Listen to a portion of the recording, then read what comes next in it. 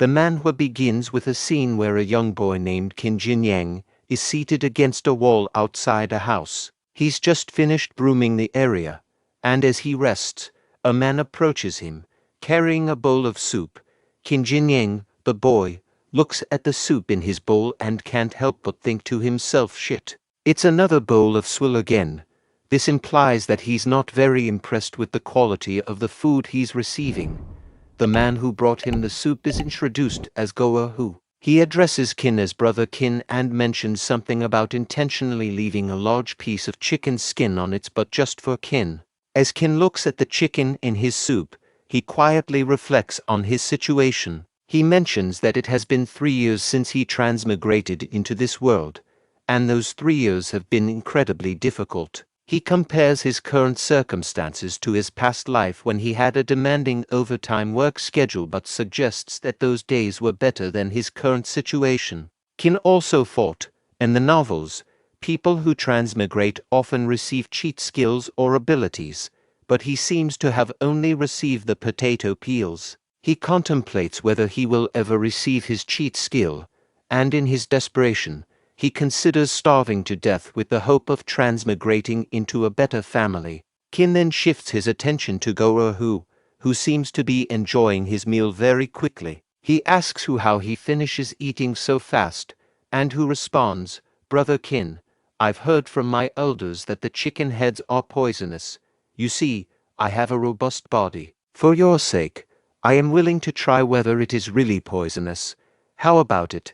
Qin contemplates Hu's statement and thinks about the supposed poison in chicken heads. He seems skeptical, mentioning that there are no heavy industries in this world, so he questions where the poison would come from. Just as Qin is about to eat the chicken head, a system window suddenly pops up, asking if Qin is willing to donate a chicken head to help Hu fulfill his dream of taking the poison test. Qin agrees to the request. Qin then turns to Hu and asks if he's sure he's not afraid of the poison. Hu, in response, reassures Qin and says he'll take up the offer, emphasizing that being starved is scarier than the potential poison. Afterward, the system window appears again, indicating that Qin has generously allowed a young man to experience the toxicity within his human body, and he is rewarded with potential value points. Qin's status window also pops up, showing his identity as a servant of Helan Mountain Villa, and his physical foundation stat, which is described as rotten mud physique 0/10 with the next stage being decayed wood physique. Qin is overwhelmed with joy, believing that his hard work over the past 3 years has finally paid off, and he thanks Mother Nature for these rewards. He's particularly excited that he's finally received his cheat skill. Amidst his celebration, Hu notices Qin's emotional state and encourages him not to cry. He promises to treat Qin to some sheep offal. Hu's thoughts reveal that he believes Qin must have had a difficult past to be crying so intensely. Hu suddenly announces that he needs to leave for work and tells Qin to wait for him. A while later, Qin orders the system to add 1 point to his physical foundation stats. The system confirms the increase in his physical foundation stats, and Qin feels the hazy and heavy feeling in his mind fading away. His physical pain diminishes, and he perceives his thoughts as no longer sluggish. After some time has passed, Qin reflects on the importance of one's physique in this world. He realizes that with a good physique, one's physical abilities, talents, and comprehension can all improve. He credits Hu for his newfound progress. Qin then inquires about Hu's whereabouts, asking another person if they know where Hu went. The person seems surprised that Qin is unaware of the recent developments and informs him that Whole Master has chosen Hu as the attendant disciple of Feng Duiying. Qin asks what an attendant disciple does, and the person explains that they serve alongside formal disciples, assist them, and have the opportunity to interact with more influential and powerful individuals. Suddenly, a person announces that dinner is ready, and everyone gathers round. Qin quickly moves to receive his meal and reflects on how his thoughts and reactions have become more sensitive and agile. Even the act of grabbing food has become effortless, thanks to his improved physique. Qin invites everyone to come closer and offers to serve the chicken heads to them. Other people in the crowd express surprise at his generosity, mentioning that he was starving a while ago, but is now giving away his food. One person calls Qin stupid for not realizing that there was no poison in the chicken heads. However, an old man praises Qin for his kindness, calling him a great man. Qin considers that he will receive more potential value points in return for the things he gives away, which makes his actions worthwhile. The system window appears again, indicating that Qin generously and selflessly fed others while he was starving. As a result, he's rewarded with potential value points. Qin becomes frustrated, realizing that he gave away more than 20 chicken heads but only received 1 point in return. At this point, he hears Hu's voice, and Hu calls him over. Other servants gather round to congratulate Hu on becoming Feng Duing's attendant disciple. Hu doesn't respond to the congratulations and asks Qin why he gave away all the chicken heads. He questions whether Qin genuinely believed they were poisoned, and then presents a surprise for Qin. Other servants express their interest in seeing the surprise, and there's an apparent change in their attitude towards Hu. Afterward, Hu shares the roasted chicken with Qin, and Qin comments on Hu's luck. He explains that being an attendant disciple is much better than being a servant, and hints that becoming a formal disciple could lead to an even better life. While Hu explains that being an inner disciple is not easy, and they face harsh punishments and tasks, including copying manuals. He notices that senior brother Feng Duing is busy copying manuals even though it's already dark outside. Qin reflects on his own past life, where he had to do a job similar to copying manuals, and he decides that he would rather peel potato skins than go through such a crisis again. The system window pops up, suggesting that manuals are a source of infinite wisdom and asking if Qin is willing to copy them voluntarily to provide knowledge to those in need. Qin turns to Hu and says, "Old comrade, I need you," Hu responds warmly, expressing that he also feels like having Qin's company and considers Qin his brother. Qin clarifies that he needs Hu to introduce him to senior brother Feng Duing so that he can help him copy books. As night falls, young master Feng Duing finds himself struggling with the daunting task of copying manuals. Goa Hu, a trusted servant, knocks gently on the door of young master Feng's room. Feng Duing, surprised by the late visit, questions why Hu is here at this hour. He insists that Hu doesn't need to stay up with him and should go rest. Curiosity piqued, Feng Duing notices Qin Jinyang standing behind Hu and inquires about the young boy. Hu explains that Qin Jinyang is a friend he made since joining this place as a servant and adds that Qin can write to some extent. Furthermore, Qin is eager to assist Feng Duing in copying manuals. Feng Duing is understandably skeptical, as Qin is, after all, a servant. He expresses concerns about the disparity in handwriting between Qin and himself, as this could be discovered and result in dire consequences. However, Qin steps forward with a bright gleam in his eyes and offers to try. He suggests that their handwriting might align, while Hu vouches for Qin's capability. Feng Duing hesitates but eventually agrees to let Qin give it a try. Nevertheless, he warns Qin about the repercussions if he were to deceive him. Both Feng Duing and Qin take their seats, and Hu stands nearby, watching attentively. Qin observes Feng Duing's writing style and begins copying it meticulously. After some time, Feng Duing is shocked by the quality of Qin's work.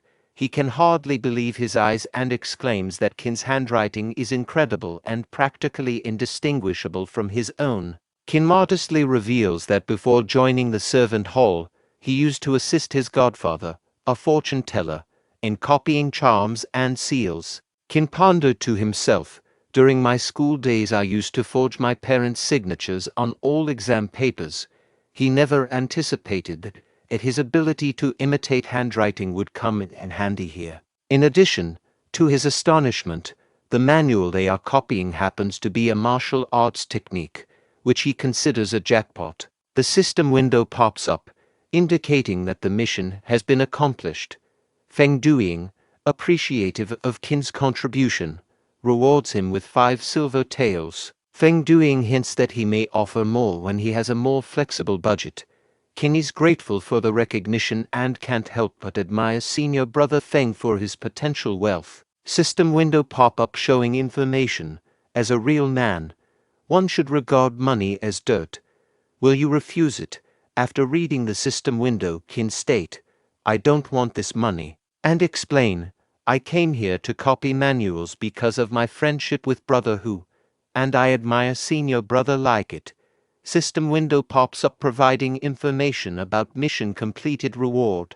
Qin decides to allocate all 2 points to his physical foundation stats, believing that this will enhance his efficiency in copying manuals and clear his mind. Feng Duing kindly offers to pay Qin up to 100 silver taels for his help with manual copying, demonstrating a strong sense of gratitude. He asks Hu to escort Qin back to the servant hall and assign him easier tasks.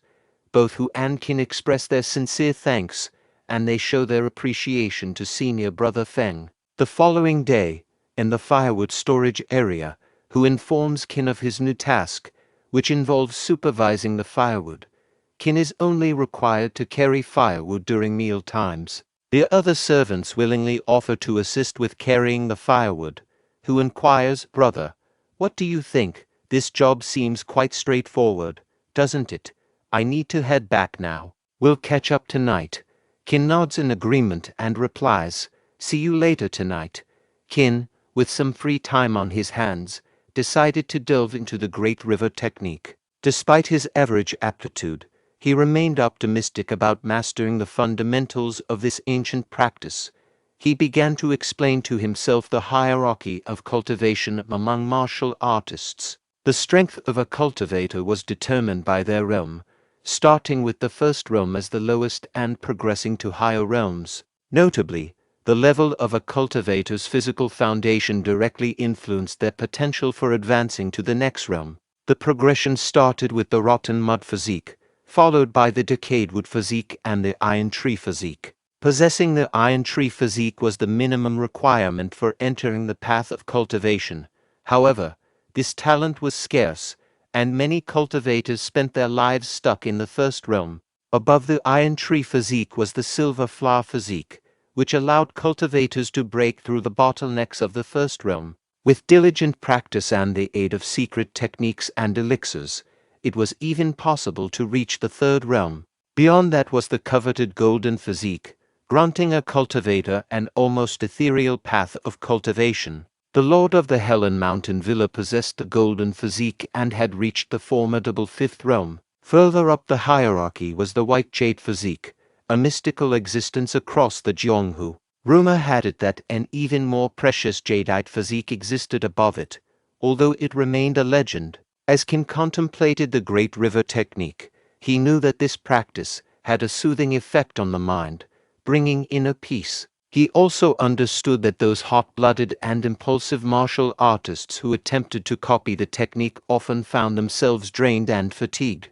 In addition to a strong physical foundation, Qin recognized that there were other prerequisites for ascending to the first realm as a martial artist. Cultivators needed to possess a certain abundance and purity of true qi.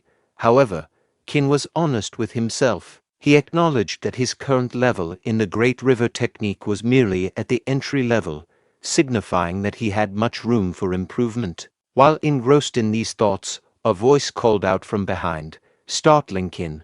He turned to find an old man named Lao Liangtu.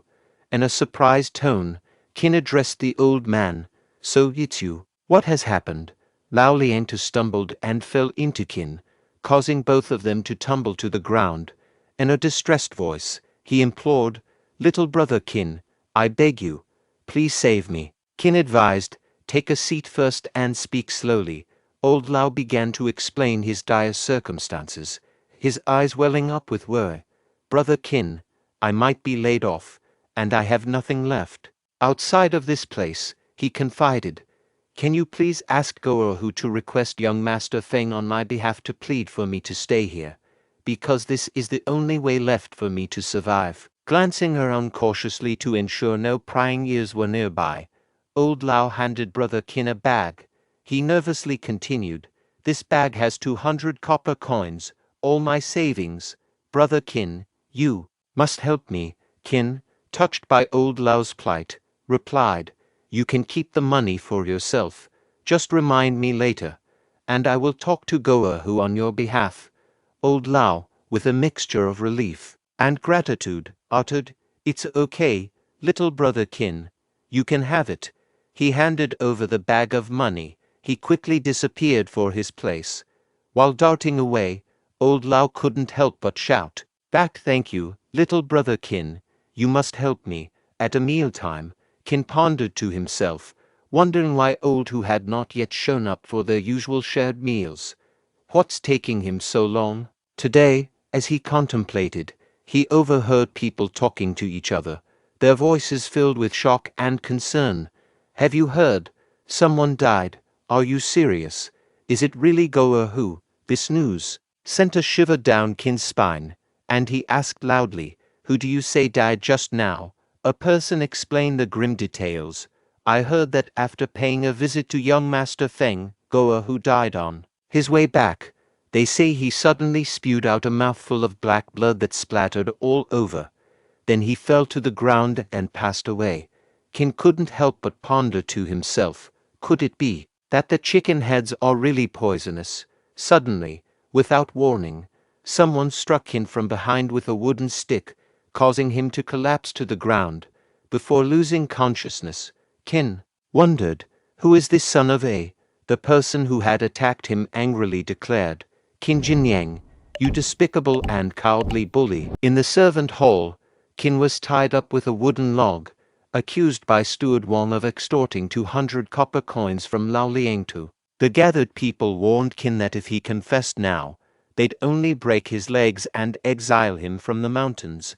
But if the whole master arrived, he'd have no way out. In anger, Qin vehemently denied taking any money from Lao Liangtu, demanding evidence to support the accusation. Steward Wang scoffed at Qin's protests, thinking of his own aspiration to become Feng Duing's attendant disciple now that Goahu was dead. The gatekeeper announced the whole master's arrival, and both Steward Wang and Lao Liangtu greeted him. Steward Wang presented the evidence, mentioning that Lao Liangtu's exclusive mark was on the stolen coins, and they had sent men to search Qin's room. Old Lao reiterated his claim, stating that Qin had blackmailed him using Goahu and young Master Feng's names, threatening exile if he didn't pay. The whole master implied that Lao Liangtu might have tried to bribe Goahu before his death and questioned his motives. Qin asked Lao Liangtu why he was slandering him, to which Lao Liangtu retorted, questioning Qin's own conscience.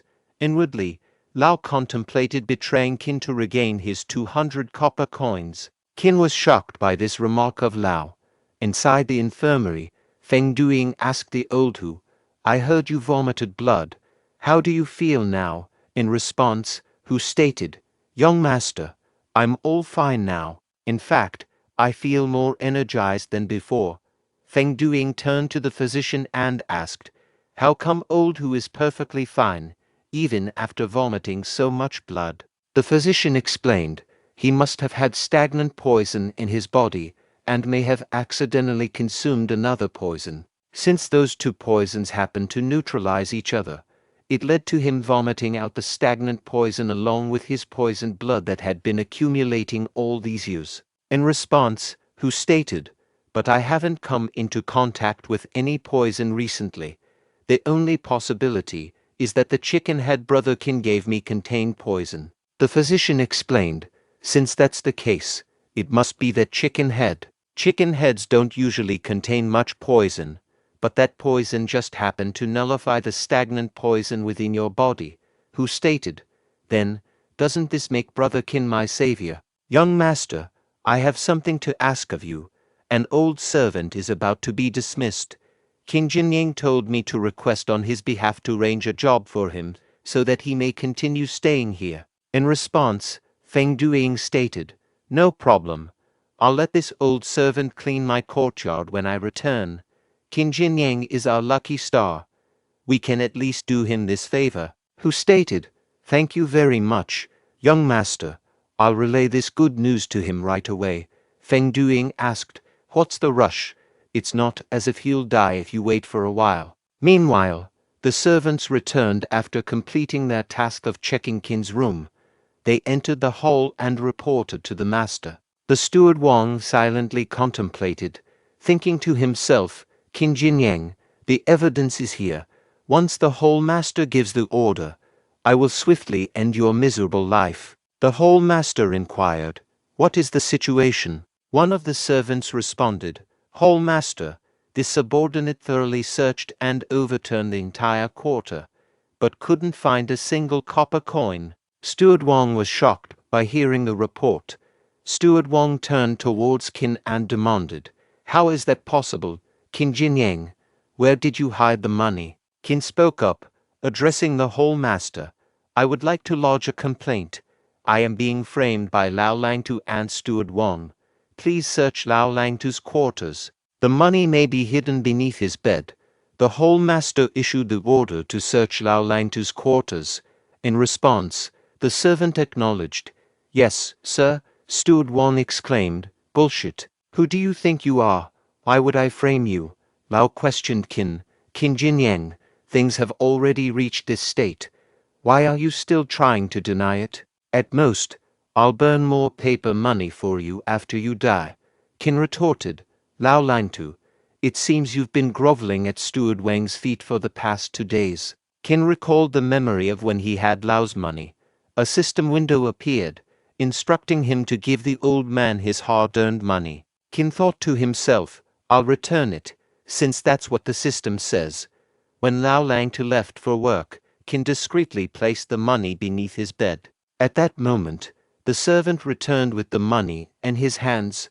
The hall master asked, have you thoroughly checked it? The servant replied, yes, sir. This bag containing exactly 200 copper coins was found beneath the bed in Lao Langtu's quarters.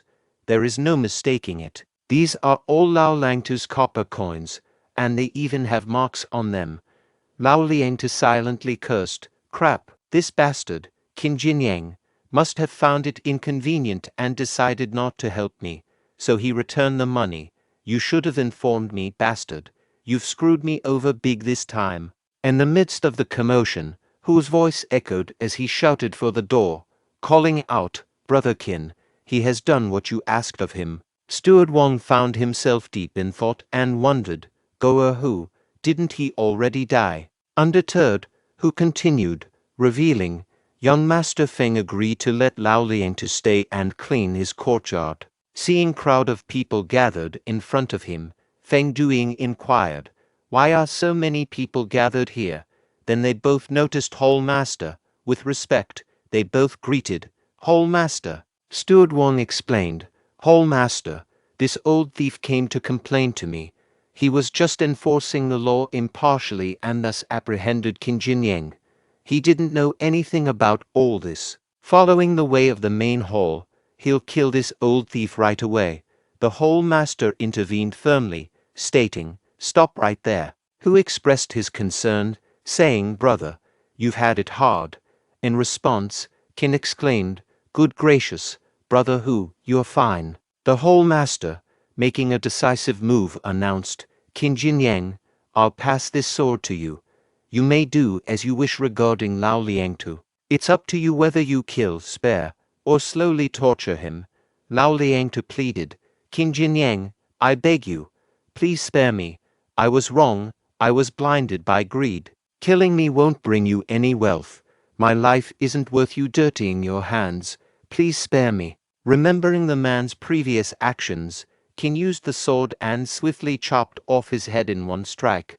A window popped up, displaying the message, mission accomplished. He had successfully ended his life and liberated the old man from life sufferings, rewarding potential value, 3 points. Seeing this, the whole master commended, you're quite courageous, Qin Jinyang. From today onwards, you will be the guard of the servant hall. You may patrol with the guard squad tomorrow. Qin expressed his gratitude, saying thank you, hall master. The hall master then instructed, Duing, follow me to my study room. In response, Feng Duing obediently replied, yes, father. Who reassured Qin, there is no need to overthink. You just killed an ungrateful snake. You just received a huge promotion. I'll treat you to a meal to celebrate this occasion later. Qin reflected to himself, at best, gods are bodyguards. This time, everything was entirely down to chance. When I'm framed again, will I be as fortunate? In reality, a person who is excessively kind is only met with death. The world's rule is an eye for an eye and a tooth for a tooth. No matter what, I have to get stronger. At the servant hall, Qin contemplated the unstoppable force of luck that had bestowed upon him. Upon becoming a god, his salary had arrived promptly, leaving him with some time to spare. It was then that he decided to extend an invitation to old Hu for a delightful meal. With a warm smile, Hu exclaimed, "Brother, I finally found you. I've been searching all over for you." In response, Qin joyfully replied, "Old Hu, you've arrived just in time. I was actually planning to seek you out. Have you happened to cross paths with Xiao Guzi, the young one who usually accompanies me on patrol and never leaves my side?" Pointing in a certain direction, Hu remarked, "Are you in search of Xiao Guzi? Isn't he right over there?" In a loud and hearty voice, Qin called out, "Hey, Xiao Guzi!" Xiao Guzi turned around, his voice quivering as he spoke. "Master Qin, Master Hu." Curious, Hu inquired, "What's troubling you, my lad? You seem so downcast. Have you missed your meals or something?" Qin chimed in. "And why are you carrying all those belongings? Where are you headed?" With tears in his eyes, Xiao Guzi shared, "Master Qin, my village has suffered repeated raids by bandits over the years, and this time, an epidemic has taken my parents and sister. I must return home to arrange a proper funeral for them." Filled with compassion, Qin offered, "Xiao Guzi, take this bag with 200 copper coins. Use it to ensure your family receives a dignified funeral."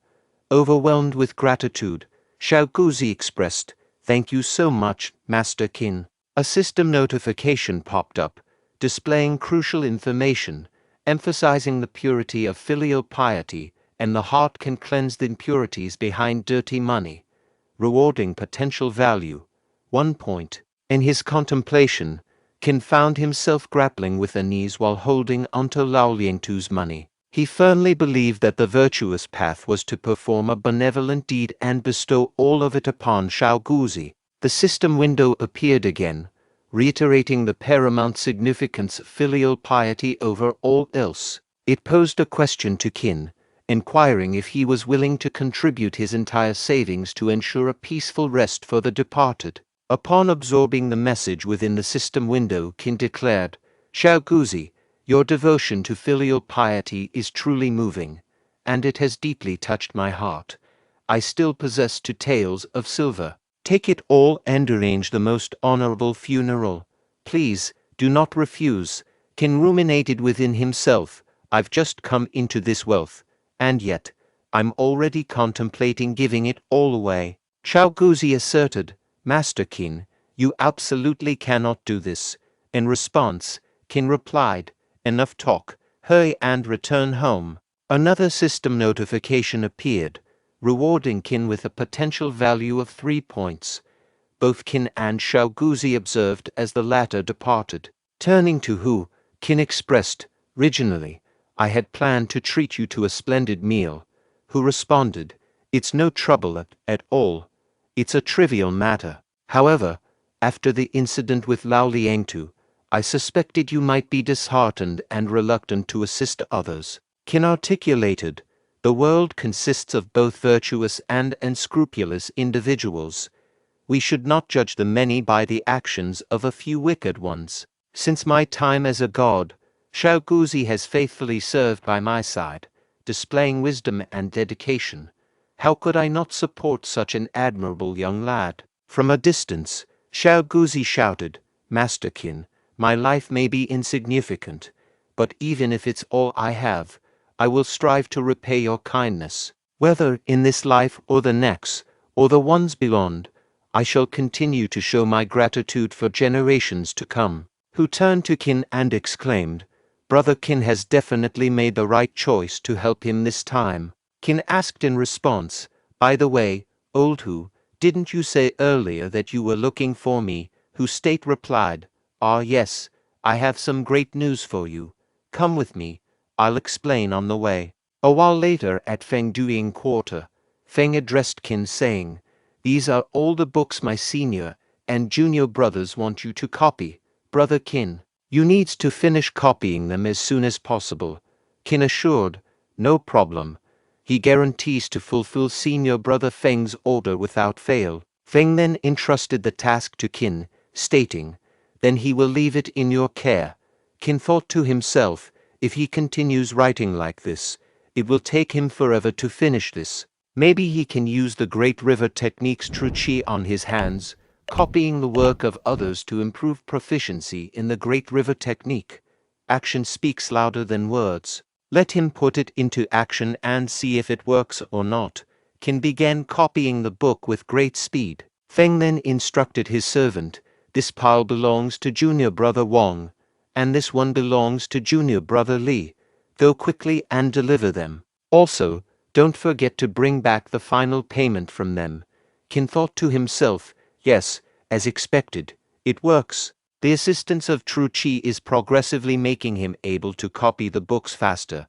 Feng State acknowledged, Let's stop here for today, Brother Qin. Your ability to copy the work of 5 people in just one night is truly remarkable.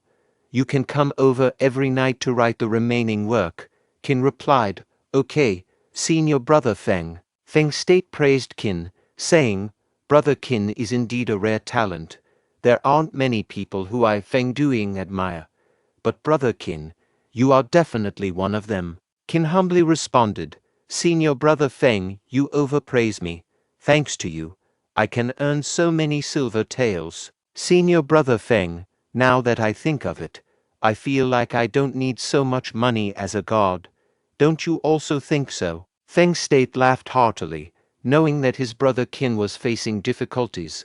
As a senior brother, he decided to offer his help. A few days later, Qin sat on a big wooden bench and pondered to himself. He reflected on the past few days of copying books, realizing that he had not only earned a significant amount of money but also improved his physical strength and advanced in the Great River technique to a minor attainment level.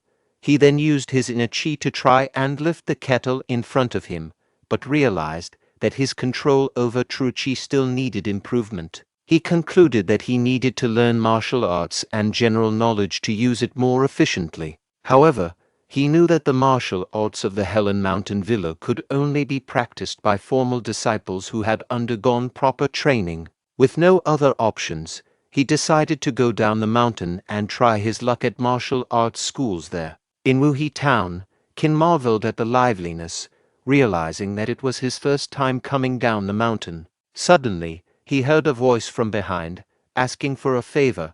Old person sitting nearby street, asking if the person could buy 2 little girls from him. The person rudely dismissed the request, not wanting to be bothered.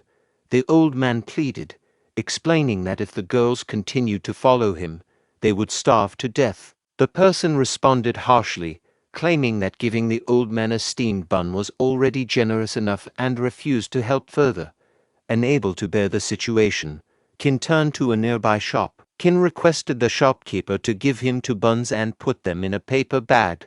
The shopkeeper agreed and prepared the order. The old man, still crying, told his daughters that they could share the steamed bun. He blamed himself for their current situation, expressing his inability to grow crops or sell them to provide a chance for his daughters to survive. One of the children comforted their father, urging him not to cry. Moved by their conversation, Qin approached the old man after purchasing the buns. Approaching near the old man, Qin stated while hiding behind a wall, There is some broken silver under the buns in the paper bag beside you. Go back and use it to farm. Don't make too much noise. Hearing that, the old man turned toward his right side and found a bag. After looking inside the bag, he started crying again. The children worriedly asked, Father, are you okay? The old man stated, Bodhisattva, a bodhisattva came to my rescue. Wife, did you see that? I've encountered a living bodhisattva. A system window popped up, showing the information. He saved a struggling family, rewarding potential value. 2 points. Qin stated, the next step of the plan is. Then he heard a voice of a child saying, I can sing and do shameless things. I can also sell myself for my whole lifetime. Another child said, my mother is seriously ill. I am willing to fight for just 1 copper coin. Who wants to fight with me? A notification prompt appeared. Would he help a filial daughter bury her deceased father? Would he help a lost teenager return home? The system asked Qin, is he willing? Is he willing? After all, later, a system window showed information, potential value, 22 points. Qin thought to himself, he really earned so many potential points. In this world, where the weak are preyed upon by the strong, life is so difficult for the common people to live through. If old who were to know that he gave away so many silver taels, he would probably be angry to death. Forget it. Let's not think about these things for now. System. Add all of his potential points into his physical foundation. A system window popped up, showing information. One should refrain from overburning oneself with too many techniques. He cannot upgrade his physical foundation if he is proficient in less than 3 martial arts. Qin felt disappointed after reading the system window. A trio of bandits stands at a distance, observing Qin's peculiar behavior. One of them remarks, hey, do you see that kid over there? He's acting really odd. Is he unwell or something? The person on the left responds, why bother? What matters is that he seems to be carrying money. The person in the middle suggests, let's plan to ambush and rob him once he leaves town. Qin reached the entrance of a prestigious town academy, exclaiming, at last, I've found it. Contemplating, he mused, I scoured the entire town to discover a martial academy like this. I wonder about its interior. Opening the door, he queried, hello, I'm seeking a master for training. Why is the martial academy so dark inside? It's not haunted, is it? Seated in a chair, an old man named Kenway replied, a customer, disciples, come out and welcome the newcomer. Aligned, the disciples greeted, yes, master. One disciple addressed Qin, greetings, newcomer. Watch me perform. White crane spreads its wings. Another added, observe angry crow takes flight. Observing, Qin apologized, I believe I'm in the wrong place. Chief Kenway stood and reassured, no, young martial artist, you're in the right place. Enquiring, he asked, what would you like to learn? Qin questioned. Then, what martial arts do you teach here? Chief Kenway clarified, our academy offers everything, including 18 weapon types. We master all, cultivating Taihik, Truchi internally and strengthening externally. No fees if you can't learn, and no extra charges during the process. Turning to his disciples, he commanded, demonstrate for our young martial artist. Qin declined, saying, it's okay, just tell me about each technique. Chief instructed, watch Han Yuan's shadowless sword. Observe Xing Yi's diamond fist.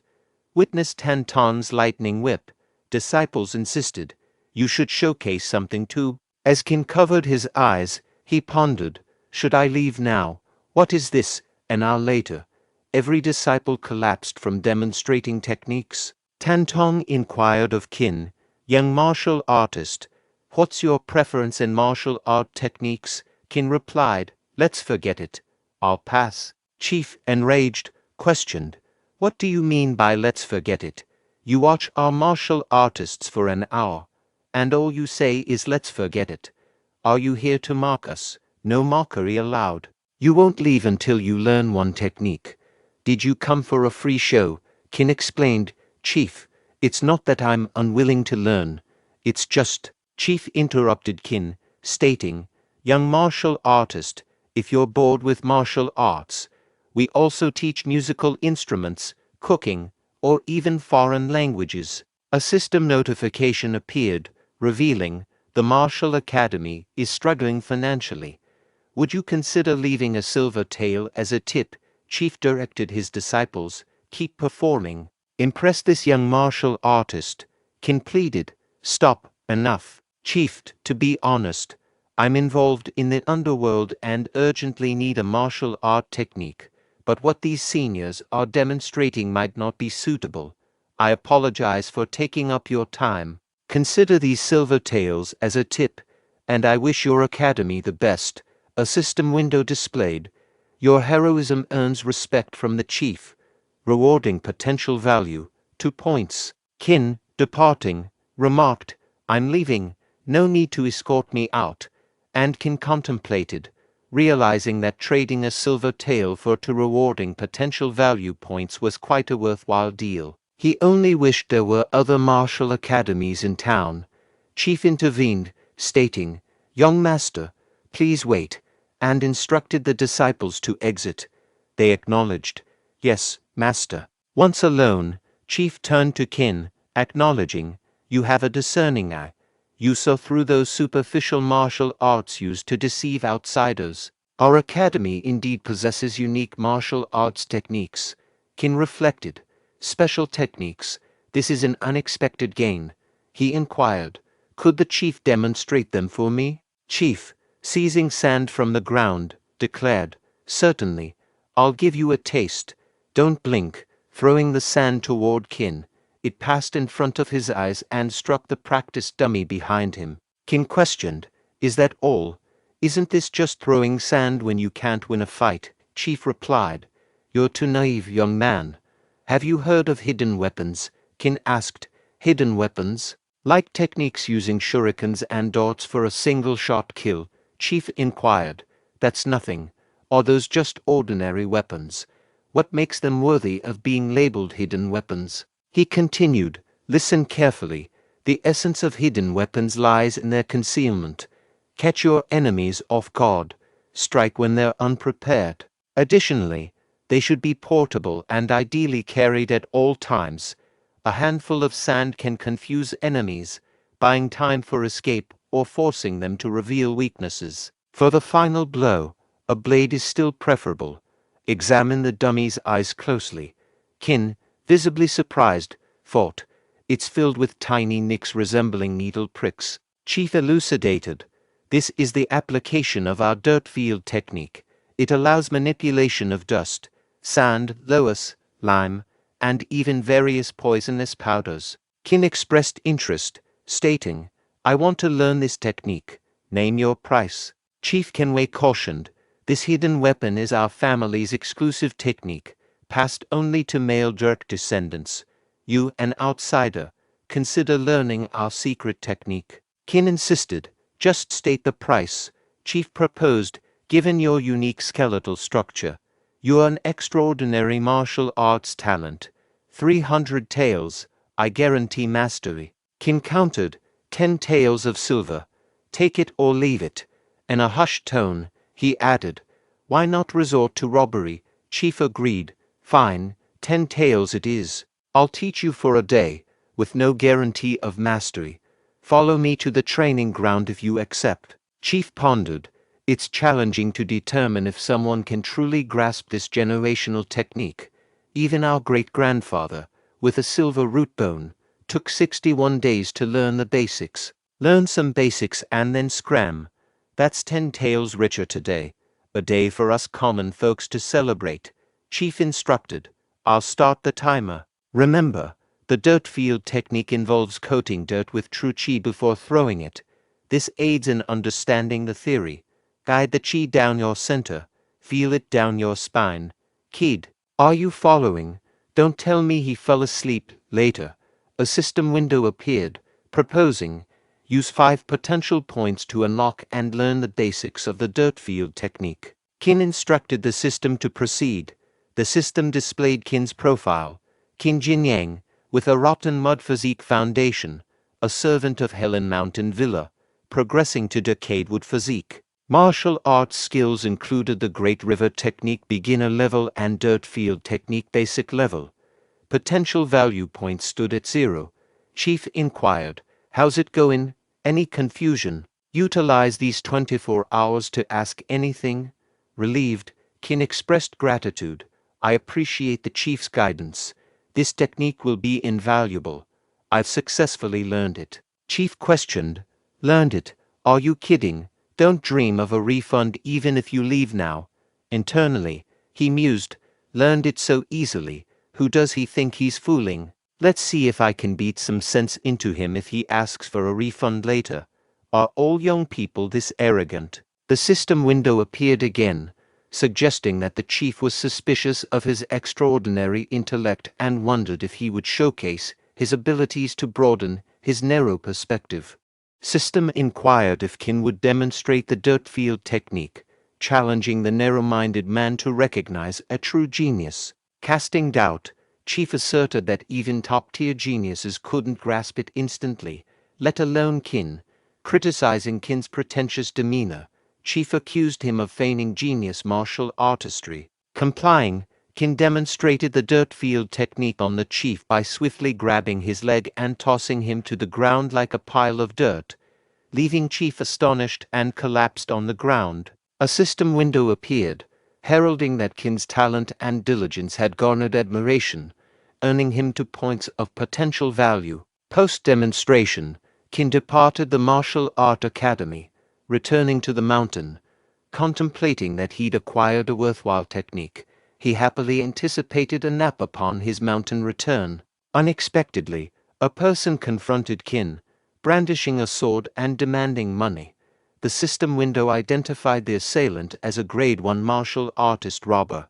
Acknowledging the situation, Qin assured the person that the money would serve as his travel fare.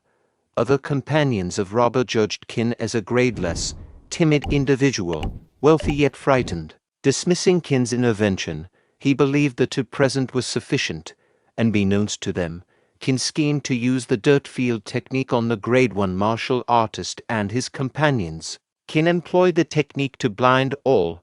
In response, the martial artist remarked, "Your fate is sealed, kid.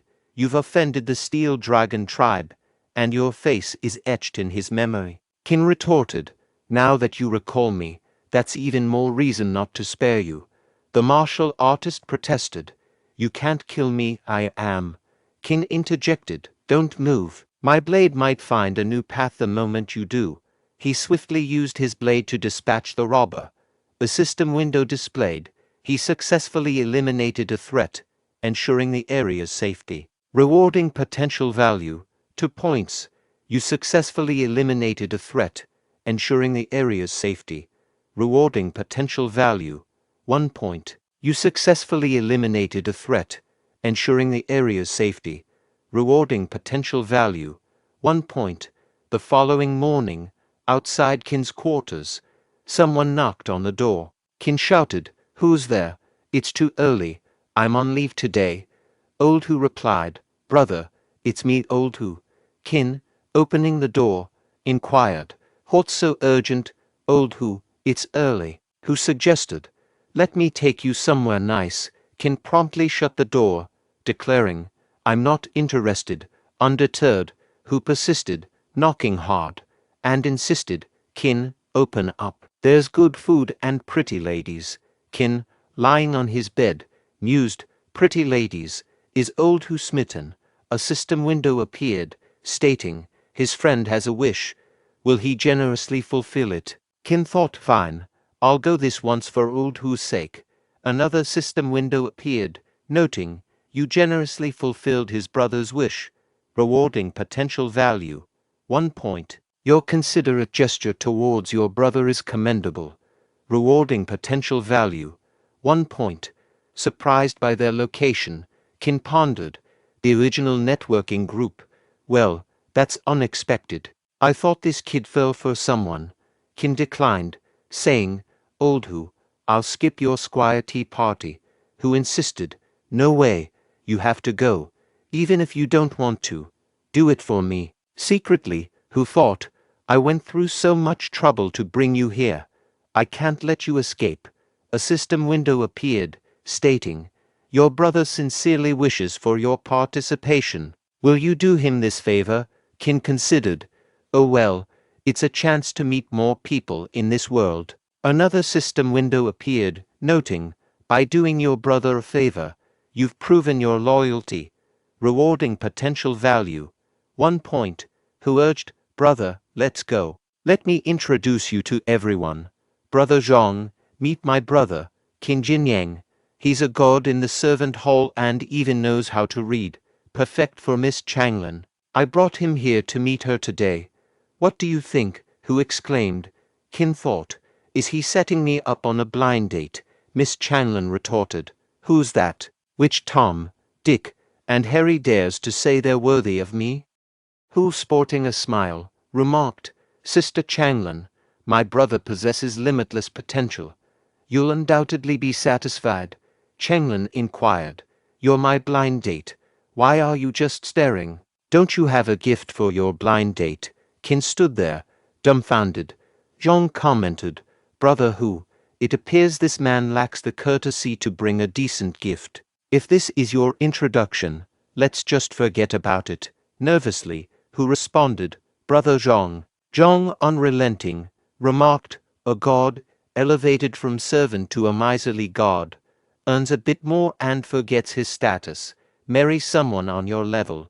Do you understand what that means? Take a good look in the mirror. Changlin intervened. My brother is only conveying this out of respect for Senior Feng. Don't embarrass yourself any further.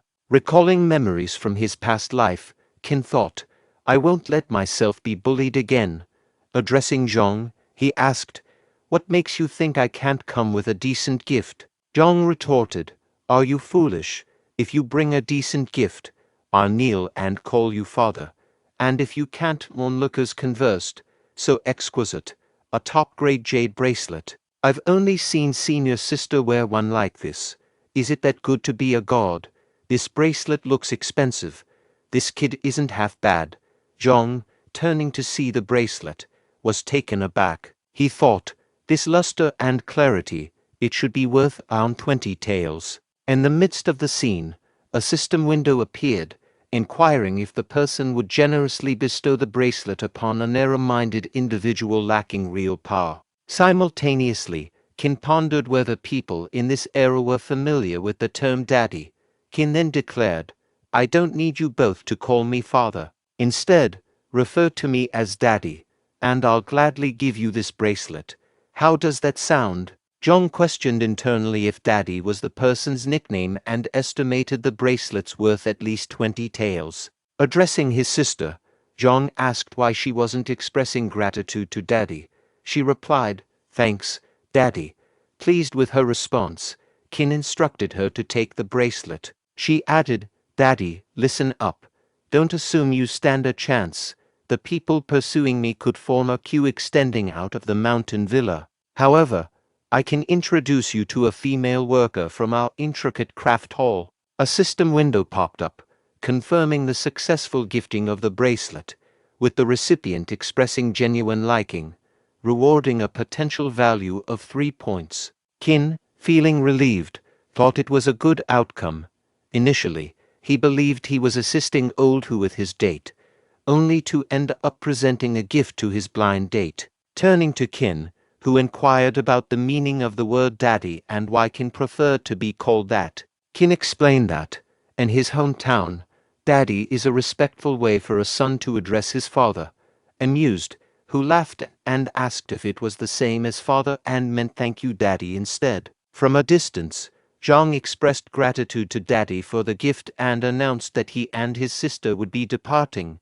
Qin, smiling, remarked on Zhang even expressing gratitude. As Zhang moved away, he informed his sister Changlin that he initially doubted Goa Hu's claim about this god's wealth. He advised her to string the fool along and extract money. Changlin replied, Got it, brother. Approaching Qin and the gathered crowd, a girl in a red dress questioned, Why is everyone gathering here? What's with all the joking and noise? Quickly, disperse. Curious, Qin turned to Hu and inquired, And who is that? Hu responded, Brother, we should leave quickly. This is the third senior sister of our mountain villa. She's extremely powerful. As they departed, someone grabbed Qin's shoulder from behind and praised, Beautifully done. I never liked those young siblings, money-hungry pigs abusing their power. The opposite of Brother Qin, so quick-witted and bold. The person introduced himself as Zhou Shaosu, expressing admiration for Qin. Xiaosu explained, I really admire brother Qin, so I came to get to know both of you, who clarified, my brother stood up for us. It's a shame a gift had to be given. Qin remarked, just as you'll lose, you'll earn. You can always earn back the money, but you can never stand up for yourself again. Xiaosu agreed, well said, brother Qin. By the way, I have a money-making opportunity for someone as bold and witty as you. Interested? Qin questioned. Opportunity. Later on, Qin and Xiaosu sat facing each other. Xiaosu proposed, escort the felon, Tongzhimong, on death row, from the torture chamber to the county government office. Internally, Qin hesitated. A felon on death row, risking my life right from the start. Xiaosu continued, consider this a plea for help. Our senior needs assistance in finding a suitable escort for the mountain villa. Qin asked, what crime did Tongzhimong commit? Xiaosu conveyed that Tongzhimong, a solo bandit with a history of numerous wicked deeds, had been captured by the mountain villa. In a confrontation, Tongzhimong managed to kill a seemingly invincible senior from the Supreme Hall. Despite ongoing interrogation about his techniques, Tongzhimong refused to cooperate, leading the mountain villa to decide to hand him over to the authorities. Xiaosu clarified that their role was merely a formality and escorting him. Pondering the worthiness of risking his life to escort an unremorseful criminal for a modest sum, Qin expressed concerns about the inherent danger of the task. Xiaosu agreed, acknowledging the risks, but explained that their deputy chief couldn't escort Tongzhimong the entire way. Qin's fear subsided upon learning about the deputy chief's involvement, prompting him to accept the task. Internally, Qin reassured himself that with the deputy chief present, there was nothing to fear, and he could go through the motions to earn some silver. Later, a senior brother announced the need for an ordinary person to accompany the convict in the carriage, offering a reward of 2 taels of silver. Surprised to see Zhang Changzhen, Qin wondered if it was a coincidence or if Zhang and the senior he served were leading the escort. Observing Tongzhimong, Qin sensed his formidable aura but overheard a conversation mentioning Tongzhimong's murderous intent. The individuals noted that those assigned to look after him ended up crippled or dead, and official disciples dared not take on the role of an escort. Zhang, noticing Qin standing, thought, what a coincidence. Did he expect the one leading today to be the senior he's serving? The senior urged, hurry it up, who's going to do it? Zhang pointed towards Qin, saying, senior, I think he can do it. Zhang, gesturing towards a nearby person, remarked, the individual there is Qin Jinyang, senior brother. Observe how he exudes dignity and capability. Qin, smiling, replied, as a newcomer, I fear handling such a challenging task. Please forgive me, senior brother. Addressing Qin, Zhang stated, you're simply unwilling, aren't you? Whoever wishes to guard the death row prisoner, step forward. Guards withdrew upon hearing Zhang's words. The senior instructed Qin, get into the cart now. Reacting angrily, Qin turned to the other guards, exclaiming, these scoundrels. Approaching Qin, the senior asked, enter willingly, or shall I chop your legs off and throw you in? A system window asked, the prisoner is lonely. Will you chat with him on the way and accompany him on his last journey? Observing Tongzhimong, Qin was shocked by his intense aura. Glancing at the senior, Qin, with no choice, entered the cart. The senior ordered the departure, and Qin standing in front of Tongzhimong. Qin thought, this feeling, this pressure, it's like facing a fierce tiger on the road. Tongzhimong asked, young man, did I scare you? A system window displayed, you escorted the death row prisoner. Rewarding potential value, 10 points. Reading the system message, Qin pondered, infuriated with the old system for favoring dangerous missions with more potential points. Tongzhimong's pressure is overwhelming. Only the Great River technique can withstand it. Tongzhimong advised, come closer. The pressure will crush you if you stay too far. Qin considered, closer means less pressure, still imposing, and the Great River technique may not last. I might burst and die. moving towards Tong Jimong, while he was little distance for him. Tong Jimong laughed, saying, "Let me taste your blood." Realizing his mistake, Qin exclaimed, "Damn it, I misinterpreted his words." A system window appeared, offering items for a sleep-deprived strong man. Options included a coarse cloth pillow, sleep aid powder, and a sheep counting picture book. Qin thought, not a pillow or a picture book, hypnotizing powder with the Great River technique and dirt field technique. Tong Jimong laughed while Qin strategized, "System, you finally done right for the male protagonist. Scoundrels outside won't care about movements inside the cart, suiting me fine." Qin used the Great River technique, dirt field technique, and hypnotizing powder. Meanwhile, he also affected by Tong Jimong's aura. Noticing a hypnotizing powder, Tong Jimong exclaimed, "This is a complete disaster." Qin collapsed and lost consciousness. A senior outside the cart, sensing Tong Jimong's aura, commented, "The kid is dead. Good, Tong Jimong's killing intent can calm down now." Zhang silently reflected, "Qin Jinyang, you're finally dead."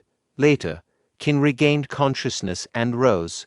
Tong Jimong, puzzled, asked, "Who are you?" Qin retorted, "Are you confused?" A system window appeared, stating, "The strong man in front of you is hypnotized. Rewarding potential values, 5 points." Qin, reading the message, thought, if that's the case. He then claimed, "Son, I'm your father. You don't even remember me now." Tong Jimong, disbelieving, asked, "Father?"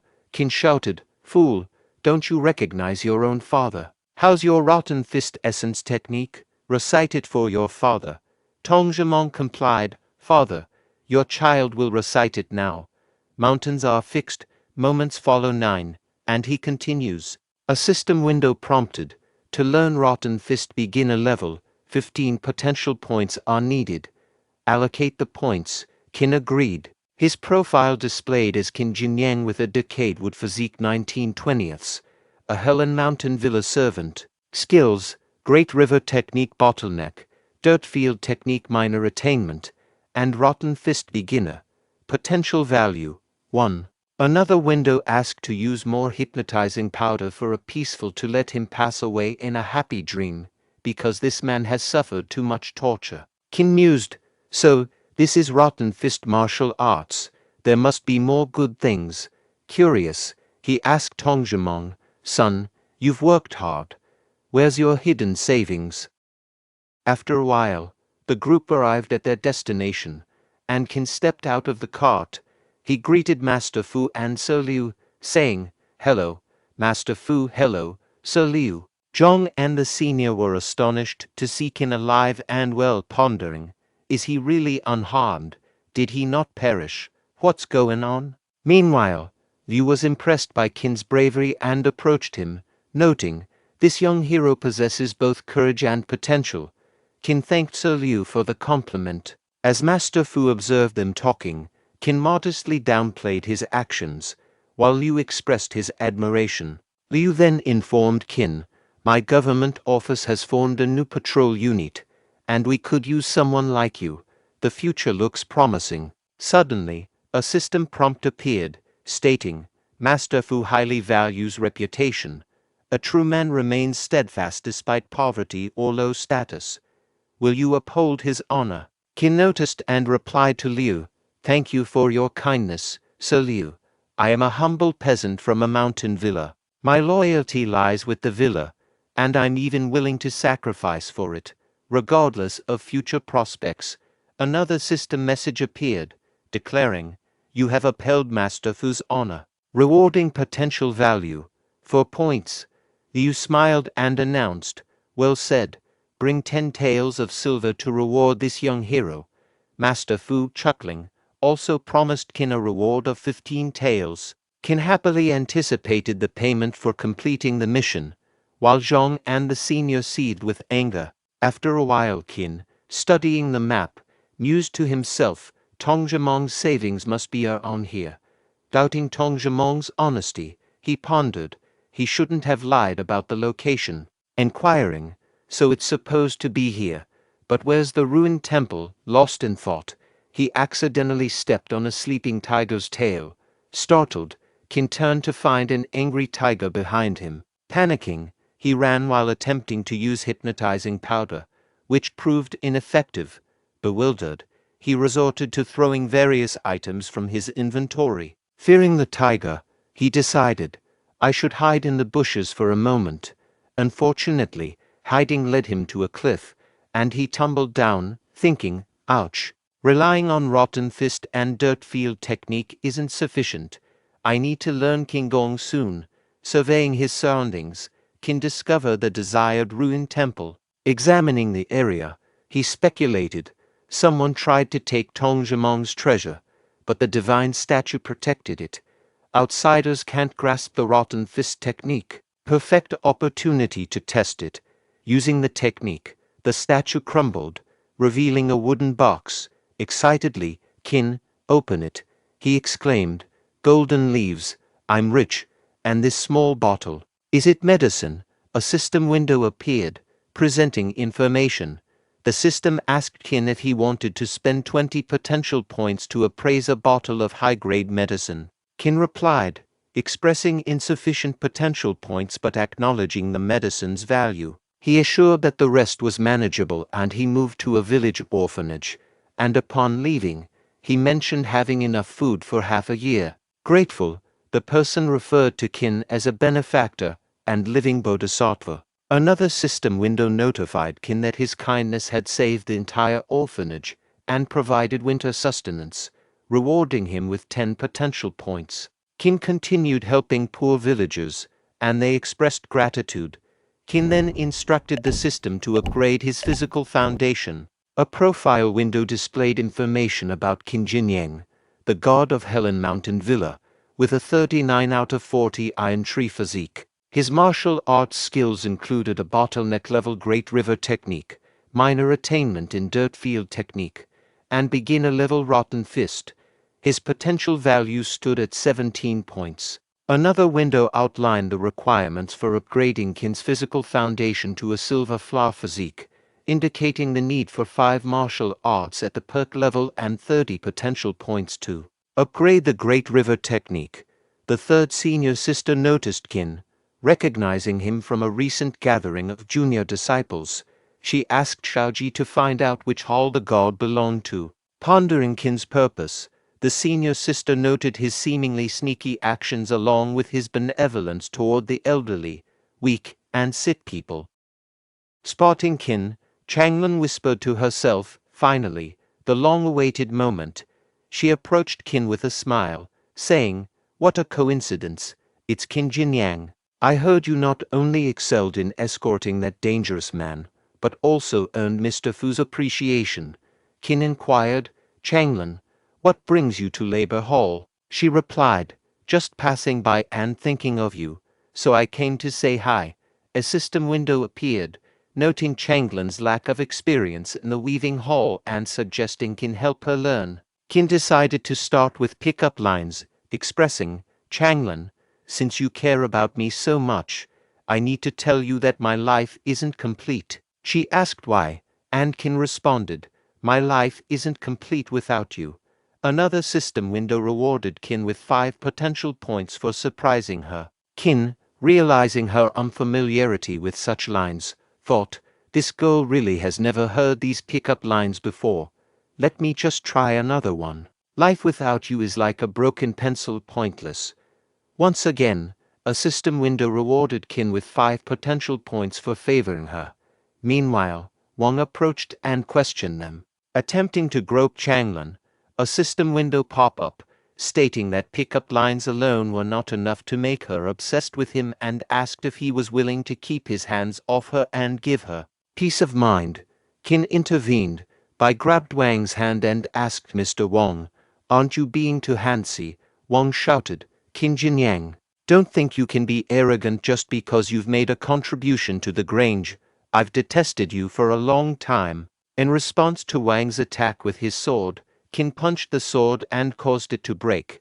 Wang, astonished by Qin's strength, thought, when did this guy become so powerful? If he had hit me in the head, the information was displayed as the system window popped up. Having successfully thwarted the intrusive man and ensuring Changlin's peace of mind, he earned 10 potential points. Impressed by his strength and dependability, Changlin thought to herself. Suddenly, a distant shout informed Mr. Wang of an urgent meeting with the head, prompting Wang to hastily retreat, sparing his life for the moment. Qin acknowledged Wang's luck but vowed not to be lenient in the future. He warned Wang to stay out of his sight and distanced himself from Changlin. In the bustling test hall of Helan Grange, a conversation unfolded. One person queried another about the new hall at Helan Grange this year, learning that only 5 would be accepted with treatment akin to the upper hall. Qin pondered his strength and the potential advancement of his Great River technique, wondering if he could enter Haoxing Hall. While reviewing information on the system window, Qin was interrupted by a voice. A man complimented a girl, suggesting she be his concubine instead of learning martial arts. Refusing, she drew her sword, leading to a confrontation. Qin reflected that someone of that strength wouldn't survive in Helan Grange, believing it crucial for the weak to comprehend the harsh reality of a world filled with martial artists. The system window reappeared, disclosing the newcomer's status as a scion and asking if he would be informed that martial artists' strength held greater importance than wealth. Advancing toward the individual, Qin asserted, "Stop it." Startled, the person retorted, "Who's being nosy?" only to receive a forceful punch to the stomach from Qin, sending him crashing to the ground. A system window materialized, conveying information. "You've emphasized the significance of martial artists' strength. You're rewarded with 10 potential points." Turning to the distressed girl, Qin extended assistance. Another window displayed information. "The world is perilous, and people are enigmatic. Are you willing to offer encouragement to the confused and restless girl?" Qin greeted her, saying, "Hello, miss. I'm Qin Jinyang, sort of a Grange member." Grateful, she introduced herself as Wang Jixiang, thanking Qin for his help. Qin assured her, "If you encounter any trouble, don't hesitate to inform me. Despite not being a disciple yet, I have many connections here." Wang Jixiang expressed gratitude, mentioning she was alone. Qin complimented her, predicting a successful entry into Helan Grange. Overjoyed, she said, "Really thank you." A window displayed information. "You provided hope to a confused and restless girl. You're rewarded with 5 potential points." With a smile, Qin encouraged, "Let's fight for it." Simultaneously, as they conversed, onlookers in the line whispered about the girl in the red dress, recognizing her as Yao Shaoji, Zhu Bingbing's servant disciple. Shaoji, addressing Qin, remarked, "Qin Jinyang, right, you don't have to wait in line. Go inside first." Qin asked if he could take Wang Jixiang in with him, prompting Shaoji's incredulous thought. "Are you kidding me?" she replied. "Take her with you." Upon entering Helan Grange, a system window appeared with information. During the entrance test, candidates meditated on spiritual stones inside a cave, feeling a mysterious pressure that increased gradually. Responding unconsciously, they released qi, interacting with the stones. Qin, reading the system message, noticed a group ahead and turned to Wang Jixiang, suggesting, "Let's see what they're doing." Approaching, they overheard a conversation where one person called them lowly peasants, another admired a girl, and a third questioned their desire to join Helan Grange. Jixiang, confused, was asked to be a servant disciple. Qin intervened, proclaiming, "I disabled someone as arrogant as you." Lu Shuqing, the first disciple of Star Hall, stepped in, emphasizing recruitment based on root bones rather than background. He urged harmony and directed them to the main hall for rule explanations, wishing them success in the test. The concept of root bones was explained, mentioning that some mud would be generated in the cracks of the spiritual stones, and candidates who couldn't hold on would have sludge-level root bones. On the other hand, if candidates managed to hold on, roots would grow in the mud, indicating deadwood-level root bones. Eventually, the roots would harden and grow into branches, signifying ironwood-level root bones. Upon the branches, silvery flowers will bloom, signifying silvery flower level root bones. If the black bark breaks, emitting golden light, candidates possess golden branch level root bones. Those with spirit stabilizing pills should secure seats. In case of struggle, taking the pill is advised, but Helen Grange disclaims responsibility for any resulting accidents. As the test begins, 2 fainting candidates need removal, and 1 deceased individual must be taken out.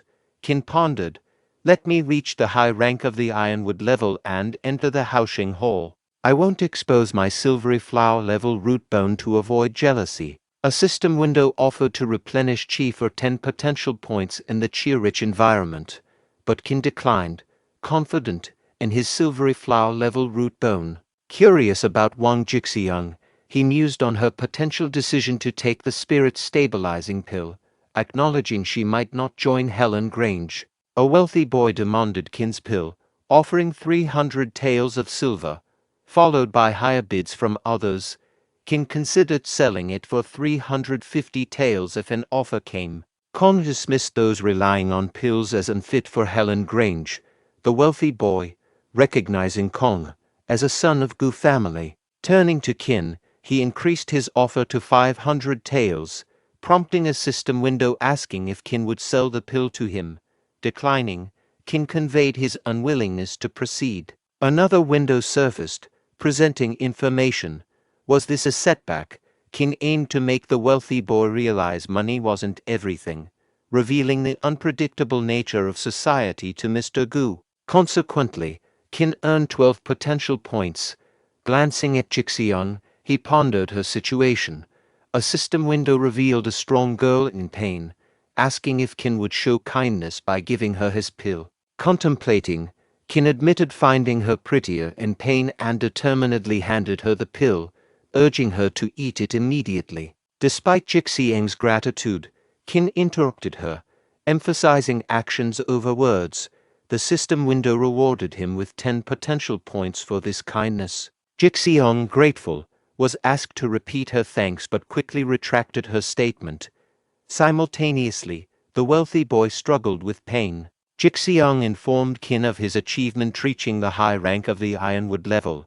Exiting the test site, Qin and Jixiang observed many falling unconscious. Jixiang expressed surprise at Qin's success without the spirit-stabilizing pill. Qin clarified that the pill couldn't truly enhance his root bone, intending to reach the silvery flower level before the test. Acknowledging Qin's capabilities, Jixiang inquired about his whole choice. She, in the middle rank of the ironwood level, considered Flame Hall. Qin declared his intention to join Haoxing Hall. Inquiring about recruitment, Jixiang asked if Haoxing Hall was accepting new members this year. She relayed to Qin that Haoxing Hall wasn't recruiting due to the leader discovering disciples with someone copying books for them. Outraged, the leader took all disciples to meditate under a mountain waterfall, and they hadn't returned. Jixiang also heard of a man who single-handedly copied books for everyone in Haoxing Hall, sparking amazement and curiosity about his identity. Qin acknowledged the man's remarkable feat. Planning to stay in Flame Hall temporarily, Qin aimed to achieve something before eventually joining Haoxing Hall. He informed Jixiang of his decision to go to Flame Hall, and they agreed to go together. Suddenly, accusations arose from behind as the rich boy accused Qin of cheating. Rich boy, angered by Qin's refusal to sell the pill, told him to go to hell. Observing from behind a tree, Lu Shuqing thought no one expected Zhu Bingbing to investigate Qin secretly. Determining to let his men teach Qin a lesson, Lu Shuqing aimed to prevent anyone from gaining favor with Zhu Bingbing, his beloved. Qin instructing Jixiang to hide behind him. Meanwhile, Rich Boy and his friends moved towards him, prepared to attack. With a smile, Qin swiftly defeated them, turning to remark, "You overreached yourselves." The Rich Boy, lying on the ground, bewilderedly asked, "What's going on?" A system window then appeared, displaying information. "These 3 people are poor lackeys. Do you want to find out the man hidden behind the tree?" Reading the message, Qin approached the tree, thinking, "Let me see who it is." Meanwhile, Lu Shuking worried. Did he discover me, damn it? As Qin about to reach tree, a voice announced, "Everyone, come here. The test results will be announced." This made Qin pause. Jixiong grabbed Qin's hand, urging him, "Qin, come on. Let's listen to the results." Qin agreed, saying okay. Lu Shuking, still hidden behind the tree, mused, "This dog's body accidentally discovered me, making Zhu Bingbing notice him. Clearly, he is above the high rank of the Ironwood level." The announcer continued, "The leader of Star Hall, Zhu Longji, will announce the names of the people recruited by Star Hall." Zhu Longji declared, "Star Hall is newly established, and we only want elites. Our welfare benefits are better than that of the upper hall. We only accept 5 people now." Lu Shuking, in the middle rank of the silvery flower level, responded, "I'm here." Zhu Longji continued, "Gukong, the low rank of the silvery flower level." Gukong confirmed, "I'm here." Zhu Longji then stated, "Bai Yion, the middle rank of the Ironwood level." Kai Feng Hong, the middle rank of the Ironwood level. Glancing at Lu Shuking, Qin thought, "I didn't expect him to reach the middle rank of the Ironwood level." Zhu Longji turned to Zhu Bingbing, inquiring, "There is one spot left. Bingbing, do you have any recommended candidates?" Bingbing replied, "Yes." The assembled people began chatting amongst themselves, saying, "She is the renowned cool beauty and Helen Grange. I can't believe she'd recommend someone. Could it be me? Perhaps me. How intriguing. Keep your voice down. Are you courting death?" Bingbing gestured with her finger toward Qin. Jixiong remarked to Qin, "She seems to be looking at you." Qin countered, "No way. I don't know her." In that instant, Bingbing stated, "Qin Jinyang, the high rank of the Ironwood level." All eyes turned to Qin, and conversations erupted. "Qin Jinyang, who is he seriously?" Bingbing picked him. Mr. Feng Zhongfu found himself a bit puzzled as well. Qin reflected, "Lu Shuking is not as kind as he looks. Is Star Hall a den of monsters or an opportunity?" His thoughts were interrupted by Jixiang's congratulations, saying, "If you enter Star Hall, you will have a bright future." A system window appeared, presenting information. "The hope and longing of a young girl are more precious than gold. Are you willing to fulfill her wish and enter Star Hall to make her admire you?" Qin thought, "Okay, I'll deal with Lu Shuking." Later, Zhu Longji announced, "This foundation consolidating peel is a Star Hall benefit, not available in other halls. Share this good news with your family. See you in Star Hall tomorrow morning at 8 o'clock. You 5 will be Star Hall disciples from now on." All expressed gratitude, saying, "Thank you, sir." The following day, Qin noted, "The labor hall is so lively. Did Erhu finally get married? Let me share the news and make him happier." Observing Zhou Shaosu's injuries, Qin was shocked. Zhou Shaosu collapsed, prompting Qin to shout, "Zhou Shaosu," rushing to help him and questioning, "What's going on? Who hit you?" Zhou Shaosu asserted that Mr. Wang displayed arrogance and dominance in the absence of their whole leader, Feng Duing, and Erhu. Qin expressed disbelief at Mr. Wang's conduct. Zhou Shaosu clarified that they, returning to the labor hall after their disciples' deaths, were treated as menial workers. To establish himself in Helen Grange, Zhong Changzhen had married Zhong Changlin to Mr. Wang as a concubine. Mr. Wang had also attempted to take Zhou Shaosu's sister as a concubine, but they resisted, resulting in Mr. Wang beating Zhou Shaosu. Qin proclaimed the labor hall as his home and condemned Mr. Wang's actions. Meanwhile, Mr. Wang enjoyed a party, with friends praising his fortune.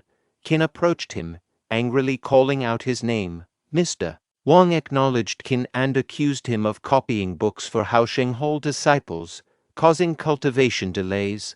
Wu Shengxi, Haosheng Hall's leader, was furious, and all disciples were punished due to Qin. Mr. Wang claimed Qin had no supporters and ordered servants to subdue him. Swiftly defeating them, Qin heard someone shout that Mr. Feng Zhongfu had arrived, prompting him to turn around. Mr. Wang warned of Mr. Feng Zhongfu and Wu Shengxi's friendship, predicting Qin's doom. Mr. Feng Zhongfu addressed Qin by name, and Qin respectfully greeted him. Mr. Wang believed Qin was in trouble.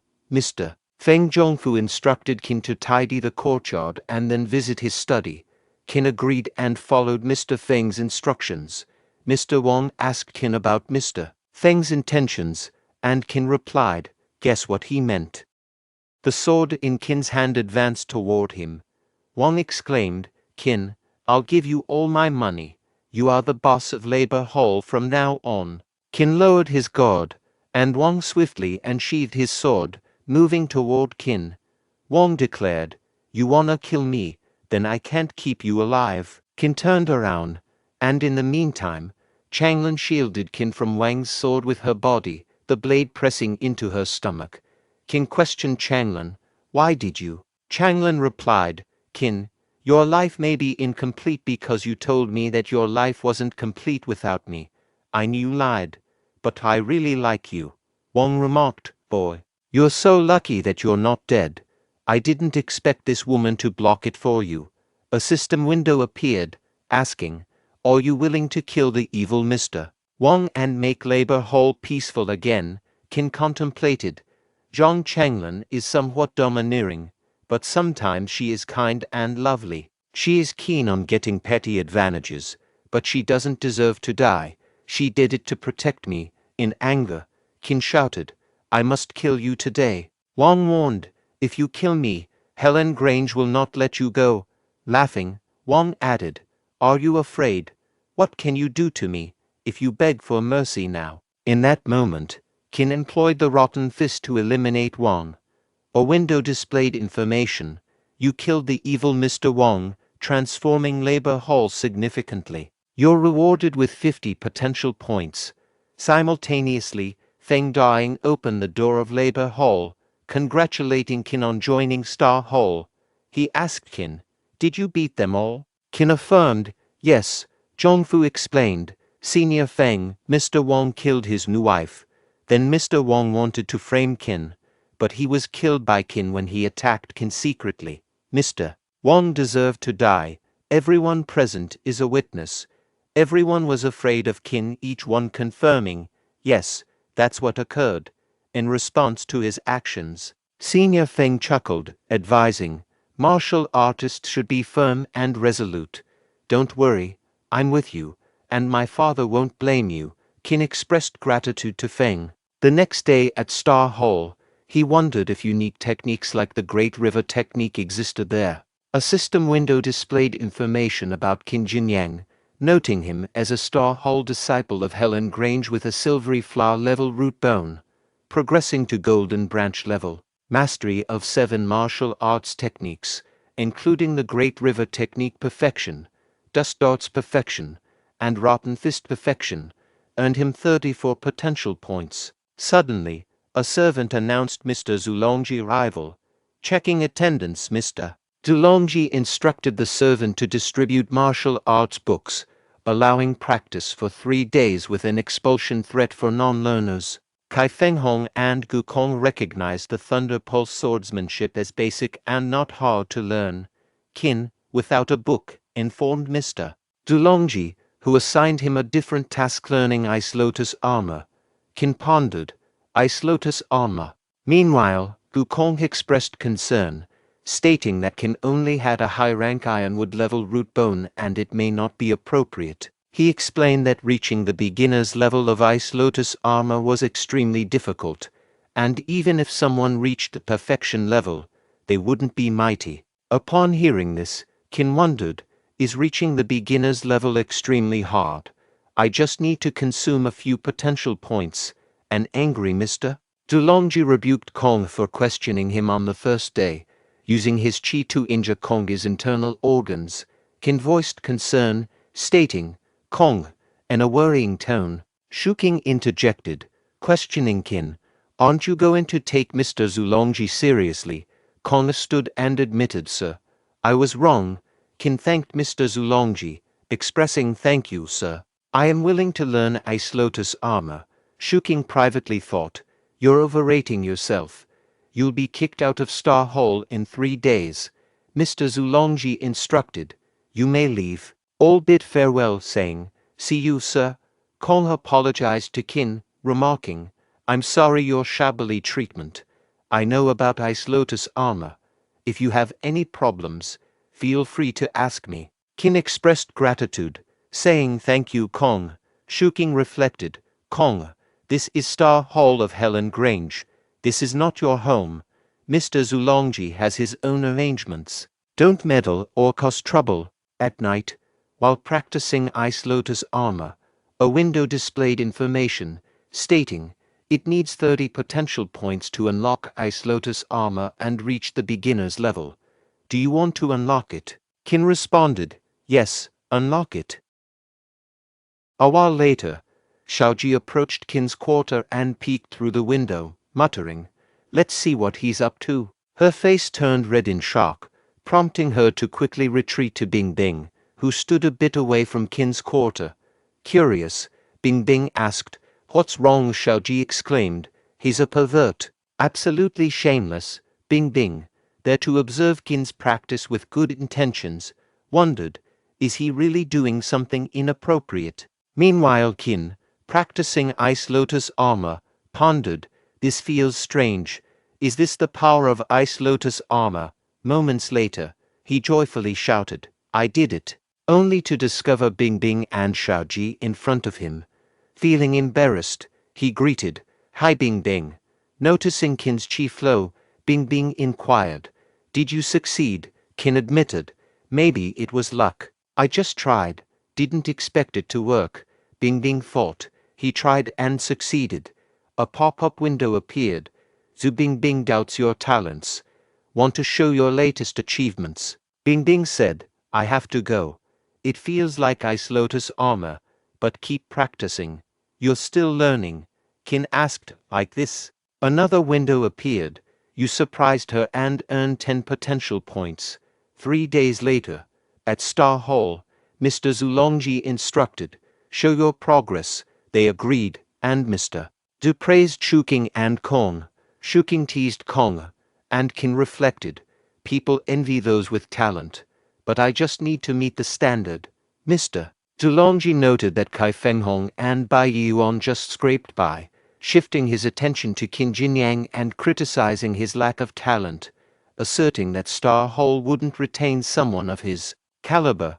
Trying to console Qin, Shuking mentioned that even if expelled from Star Hall, Flame Hall and Tiger Hall would still value him. In response, Qin questioned what would happen if he demonstrated something and proceeded to unveil his Ice Lotus armor, stunning everyone, confirming his passing. Mr. Zulongji was perplexed about when did he learn it. Kong congratulated Qin and expressed surprise at his talent, to which Qin humbly accepted the praise. Now recognized as Star Hall disciples, Mr. Zulongji instructed them to follow Lu Shuking, practice their techniques, and reminded Qin to push Ice Lotus stone coffin on the way before they departed. After a journey, they reached the Ghost Dark Cave, where Mr. Zulongji outlined their task: to kill Ghost Dark monkeys, retrieve their hearts, and use Thunder Pulse swordsmanship. He assured them not to fear the miasma, as it could be resisted with chi. However, the hearts of the Ghost Dark monkeys would decay rapidly outside the miasma, requiring restoration in an Ice Lotus stone coffin triggered by the Ice Lotus armor. Providing these instructions, Mr. Zulongji said that you may start it. Shuking assigned Qin to guard while he sought the monkeys. Kong cautioned Qin not to underestimate the monkeys and to be careful, bidding farewell before Qin wished him well. After their departure, a group monkey stealthily emerged behind Qin, prompting him to heighten his awareness and employ his chi. A window displayed information. Are they willing to eliminate evil Ghost Dark monkeys, dispel malaria, and render this land arable again? Contemplating, Qin wondered, I wonder which is more effective against you, Ghost Dark monkeys, my rotten fist, or the Thunder Pulse swordsmanship. A horde of Ghost Dark monkeys rushed to assail Qin. Facing them with a smile, Qin employed his rotten fist technique, successfully dispatching one of the creatures. A system window appeared, declaring, "You killed a Ghost Dark monkey, benefiting people in this place. You're rewarded with 1 potential point. Another pop-up announced, you killed ghost dark monkeys, benefiting people in this place. You're rewarded with 2 potential points. Later, turning towards the dead bodies of dark monkeys, Qin reflected, I defeated them too forcefully, damaging their bodies. Only 3 hearts remain intact. I need to exercise more caution next time. Subsequently, a system window presented the information. A pure lotus flower appears in the miasma-filled cave. Would you like to go and take a look? Intrigued, Qin approached the pure lotus flower, observing, it's a lotus flower. It looks more like a bamboo shoot. The system window inquired, are you willing to inject qi into the pure lotus flower to purify miasma and drive away ghost dark monkeys? As Qin neared the lotus, additional ghost dark monkeys emerged. Attempting to fend them off with his rotten fist, Qin found that this time, the monkeys adeptly evaded his attacks. He muttered, what's happening? They've become faster. No, it's the dense miasma slowing me down. Suddenly, a monkey landed a successful attack, injuring Qin. Frustrated, he exclaimed, damn monkeys. I better retreat. I'll examine the lotus flower more closely next time. Meanwhile, in another section of the cave, Kong found himself encircled by agile and cunning ghost dark monkeys, contemplating, will this be the end for me? I wonder how Qin is managing with only the defense of his ace lotus armor. Suddenly, a rumbling noise echoed from behind Kong. Turning around, he witnessed Qin sprinting toward him. Wondering about what lay behind Qin, Kong thought, what has he done? Qin urgently instructed Kong, run. I stirred up those monkeys. Run. Shocked, Kong inquired, how did you manage that? Later, Kong complimented Qin, saying, impressive. You caught up using just your qi. Qin responded, you have excellent lightness skills, Kong. Unfortunately, Kong admitted running out of qi but acquiring only 1 ghost dark monkey's heart. A window appeared, indicating that Mr. Gu obtained only 1 heart due to poor performance and offered Qin a low price to buy the hearts. Reflecting, Qin thought, this notification arrived at the perfect moment. I was pondering how to handle these ghost dark monkey hearts. Qin then confided in Kong, saying, I have a secret. Can you keep it? Kong speculated, is it about your ice lotus armor nearing perfection? I saw through it, and I believe Lu Shuking noticed too. Qin clarified, no. Watch this. Kong inquired, what? Qin revealed, let's make a deal. Name a price for these 3 hearts. Kong proposed, 100 taels of silver per heart. I'll give you 300 taels, and I'll claim credit for extracting these hearts.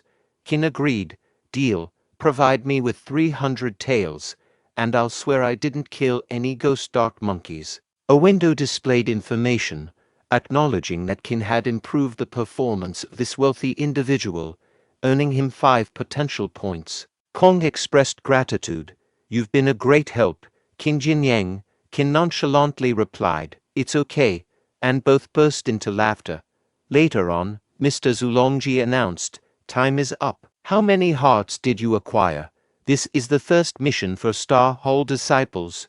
For each heart, you can practice for 2 hours in the owner's secret room, and so on. The one with the most hearts receives an extra reward from the owner of Helan Grange, a clear spirit peel. Shuking aimed to secure the clear spirit peel, having learned the Thunder Pulse swordsmanship from Mr. Zulongji before joining Star Hall. Feng Hong and Yeong admitted to getting nothing, while Shuking proudly declared, Sir, I obtained 2, Mr. Zulongji firmly declared that Kai Feng Hong and Bai Yeon were forbidden from sleeping that night, instructing them to engage in sword fighting practice under Lu Shuking's guidance. Shuking turned to Kong, questioning the number of hearts he had secured.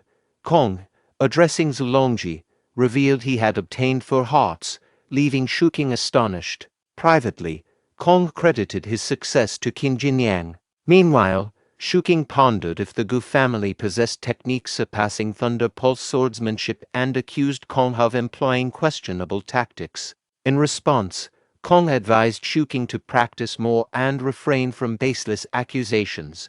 Mr. Zulongji intervened, silencing both and promising to address the matter later. Later that night, in the Qin quarter, Qin reflected on the moment when Kong had given him 400 taels of silver, 300 for monkey hearts and an additional 100 as gratitude for obtaining the clear spirit peel. Qin expressed his thanks to Kong, acknowledging his generosity. Suddenly, Qin heard approaching footsteps. Turning to inquire who was there, an agile elderly person emerged, attempting to strike Qin, but the ice lotus armor blocked the attack. The old man praised Qin's near-perfect ice lotus armor. Meanwhile, Qin used dirt field technique with hypnotizing powder, and the old man criticized Qin. As a martial artist, you'd better not rely on such a small trick. Utilizing the light step technique, the old man swiftly positioned himself behind Qin, lauding his physique and recognizing his potential to become a skilled martial artist. Finally, the old man inquired about the level of Qin Jinyang's Great River technique.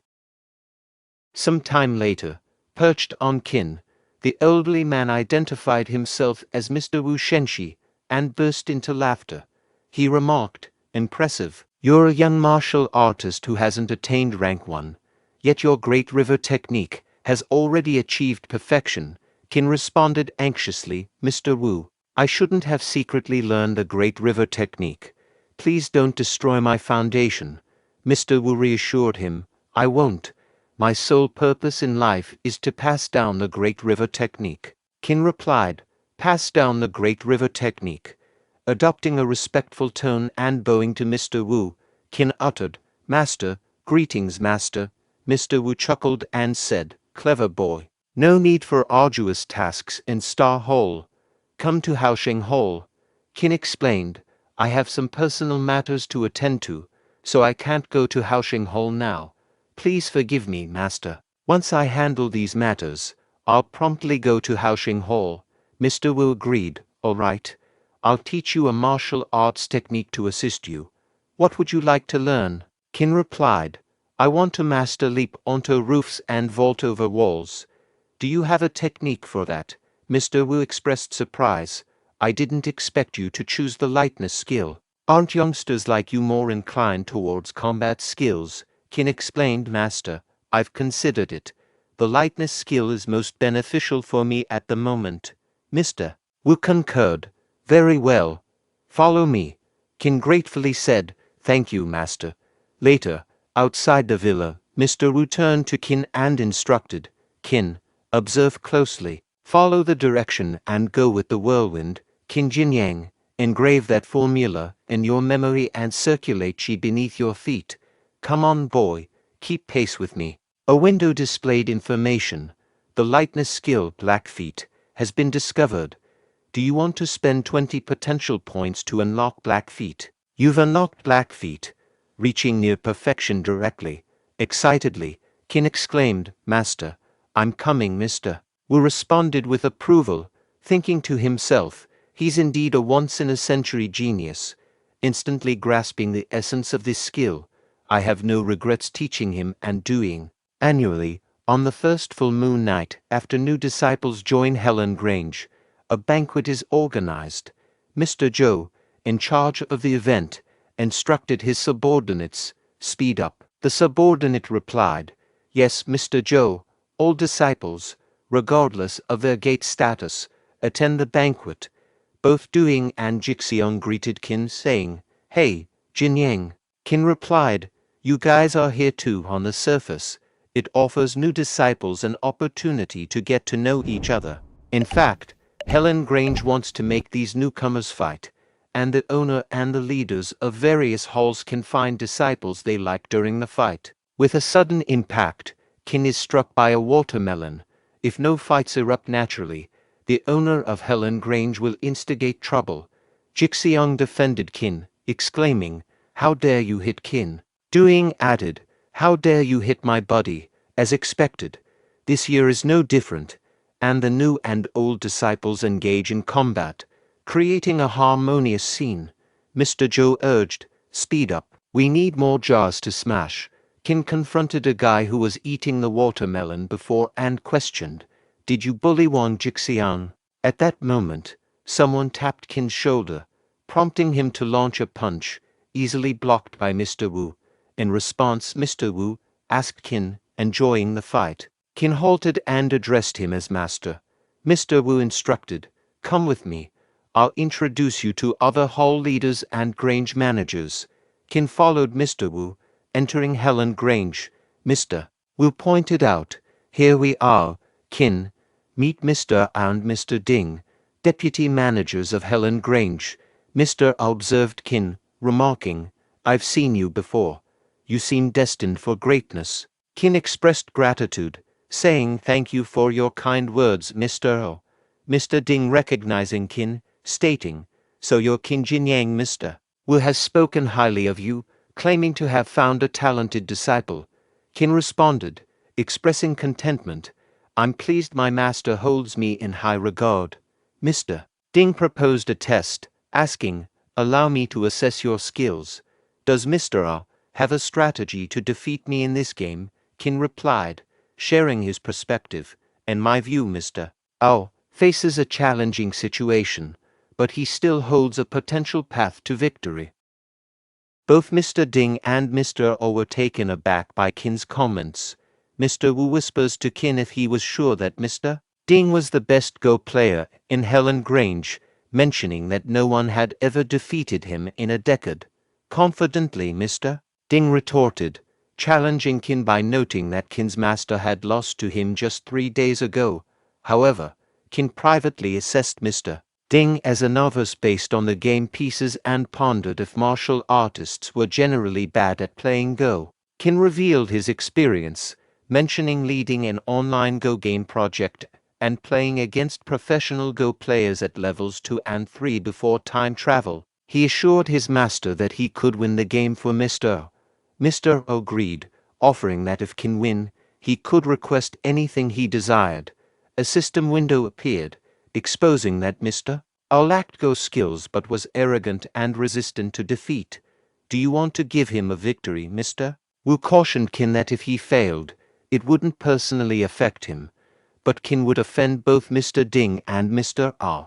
Qin reassured his master, prompting another system window indicating that Qin's master felt uneasy after losing to Mr. Ding and inquired if Qin wanted to reassure him. Meanwhile, Mr. Ding privately thought that today's youth displayed arrogance.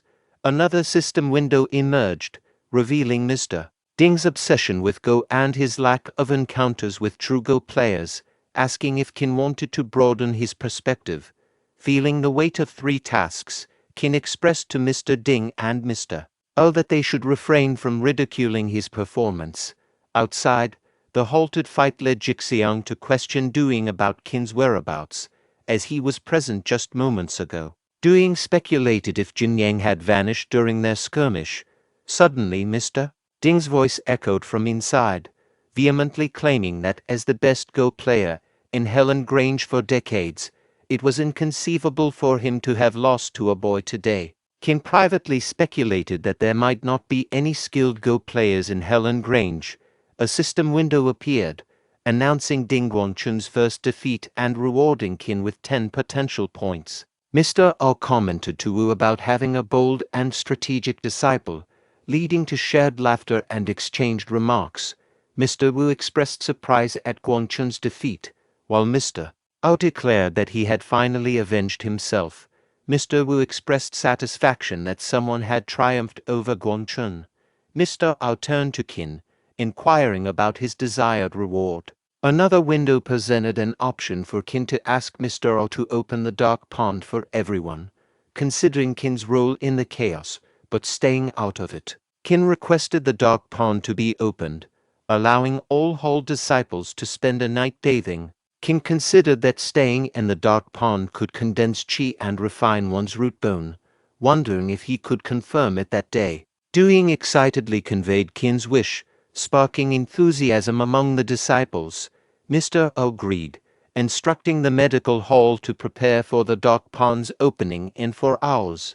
Qin expressed gratitude, while Mr. Ding pondered the reason of his failure. Mr. Wu advised Qin that the dark pond's effectiveness decreased with frequent use, and since no one else was present, Qin could proceed to use it. Qin acknowledged his master's counsel. A bit later, at the dark pond, Qin, seated in the obsidian water, murmured to himself, "The water is so black, but the fragrance of herbs it emits makes me feel fresh. I haven't taken a bath since I came into this world, so I'll have a good bath today. Wow, how comfortable." In this moment, he noticed someone approaching him and remarked to himself, "Someone else also came here in advance." These individuals were Bing Bing and Zhu Wenqing. Two girls, Bing Bing and Zhu Wenqing, engaged in conversation. Bing Bing remarked, "The dark pond is indeed open." Wenqing recounted, "My father told me that Qin Jinyang persuaded Mr. Ao to unlock it, suggesting we enjoy the dark pond in solitude before others arrive. Sadly, we only have 4 hours. Submerged and hidden, Qin deliberated. What should I do? I can't hold my breath indefinitely with them here. If I resurface now, they'll surely kill me." Bing Bing said, "That's enough. After 4 hours, it won't be effective anyway, right?" Meanwhile, when Qing's hand brushed against the submerged Qin, sensing a presence, she exclaimed, "Damn it, who's there?" Startled, she leaped, unleashing her thunder pulse swordsmanship where Qin is hiding, and with a blinding explosion of light, Qin float on water subconsciously. "See Qin," Bing Bing realized, and said, "Wait." Simultaneously, Wenqing, angered, declared, "Damn rogue, I'll kill you," attempting her technique again. However, Bing Bing stepped in, urging, "Hold on, Wenqing, he's Qin Jinyang." Wenqing questioned, "It's him," Bing Bing affirmed. "He's been underwater, unaware of anything. You've already hit him hard. Spare his life." Wenqing, distancing herself from Qin, grumbled, "I'm not in the mood to bathe now. I'll go back." Shortly after, in the changing room, Qin muttered, "I was nearly killed." With thunder pulse swordsmanship like hers, she deserves to be the eldest female disciple in Helan Grange. It should have been Bing Bing who intervened for me. Otherwise, Zhu Wenqing would have finished me off. Noticing something on the floor, Qin inquired, "What's this?" Meanwhile, in Zhu Wenqing's room, she anxiously searched, exclaiming, "How could it disappear? My jade pendant. Where is my jade pendant?" The following day, within the ghost dark cave, Qin found himself approaching the lotus flower. In a self-reflection, he mumbled, "I didn't anticipate earning so many potential points by allowing everyone to soak in the dark pond. Lotus flower, here I come." A window emerged, showcasing Qin's profile, revealing his name as Qin Jinyang and his role as a disciple of Star Hall in Helan Grange. It disclosed that his root bone rested at the silvery flower level, just a step away from attaining the golden branch level, which necessitated mastering 7 martial arts techniques. Qin's martial prowess encompassed the Great River technique, Dust Darts, Rotten Fist, and Black Feet, all perfected. His potential point stood at 102. Continuing his journey, Qin noticed the oncoming rush of ghost dark monkeys, yet he adeptly dispatched them one by one. Another window popped up, acknowledging his potential point rewards for each slain monkey, benefiting the people. Meanwhile, Shuking perceived the monkey's roars and ruminated. Qin Jinyang went deeper. He should be lost. Well, that saves me trouble.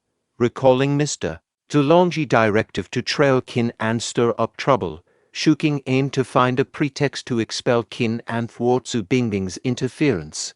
He assured Mr. Zulongji of understanding the plan. Simultaneously, Mr. Zulongji contemplated, "I must halt Zhu Bingbing's growing influence. If she loses her sway, Helan Grange's resources will be mine." Shuking thought to himself, "When Zhu Bingbing is down and out, I will help her openly. Then she will be mine." Both Shuking and Mr. Zulongji chuckled at their scheming thoughts. Meanwhile, Qin persisted in battling the dark monkeys on his path to the lotus. Upon reaching the lotus, the pursuing monkey leaped to attack, but met its demise. The same fate awaited all other monkeys approaching the lotus. Qin pondered that the demise of the monkeys resulted from the lethal fragrance of the lotus flower. Noting the flower's robust scent even before its full bloom, He surmised it could eliminate all cave-dwelling monkeys upon blossoming. Observing a wooden strip near an adjacent skeleton, he lifted the wooden strip. He speculated it might contain clues about the lotus flower. Reading the inscriptions, he discovered that the writer had serendipitously obtained the lotus seed. The message detailed the lotus flower's potential to vanquish monsters and purify the environment when in full bloom. Despite the writer's lack of martial prowess, he injected their chi into the lotus flower, anticipating death with resentment. He plea on the strip urged anyone finding it to prioritize people's safety and inject their chi into the lotus flower. Qin concluded that the lotus flower indeed possessed the ability to eradicate ghost dark monkeys, dispel miasma, and purify the land. However, it required absorption of chi from martial artists to thrive. Realizing the writer had succumbed to the monkey attacks after imparting their chi, Qin decided to fulfill the man's wish and employed his Great River technique on the lotus flower. To his contentment, the technique succeeded. But suddenly, Qin experienced immobilized hands as the lotus flower rapidly absorbed his chi. Frustrated, he exclaimed that his chi was draining away. A window appeared, offering to consume 100 potential points for a temporary chi replenishment. Undeterred by the cost, Qin eagerly agreed, urging the process to quickly proceed. Subsequently, another window notified Qin that the secret treasure had activated, leaving him with 48 points of potential. The jade pendant, picked up from the floor of the dark pond changing room, turned out to be the secret treasure, and then the pendant levitated. Qin amazed by secret treasure. Its potent chi not only replenished mine, but also transmitted it to the lotus flower through my body.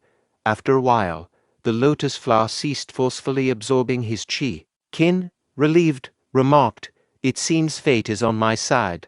Suddenly, a growl emanated behind Qin, prompting him to turn and wonder, "What's that noise?" A large ball approached, and he exclaimed, "What the hell is this?"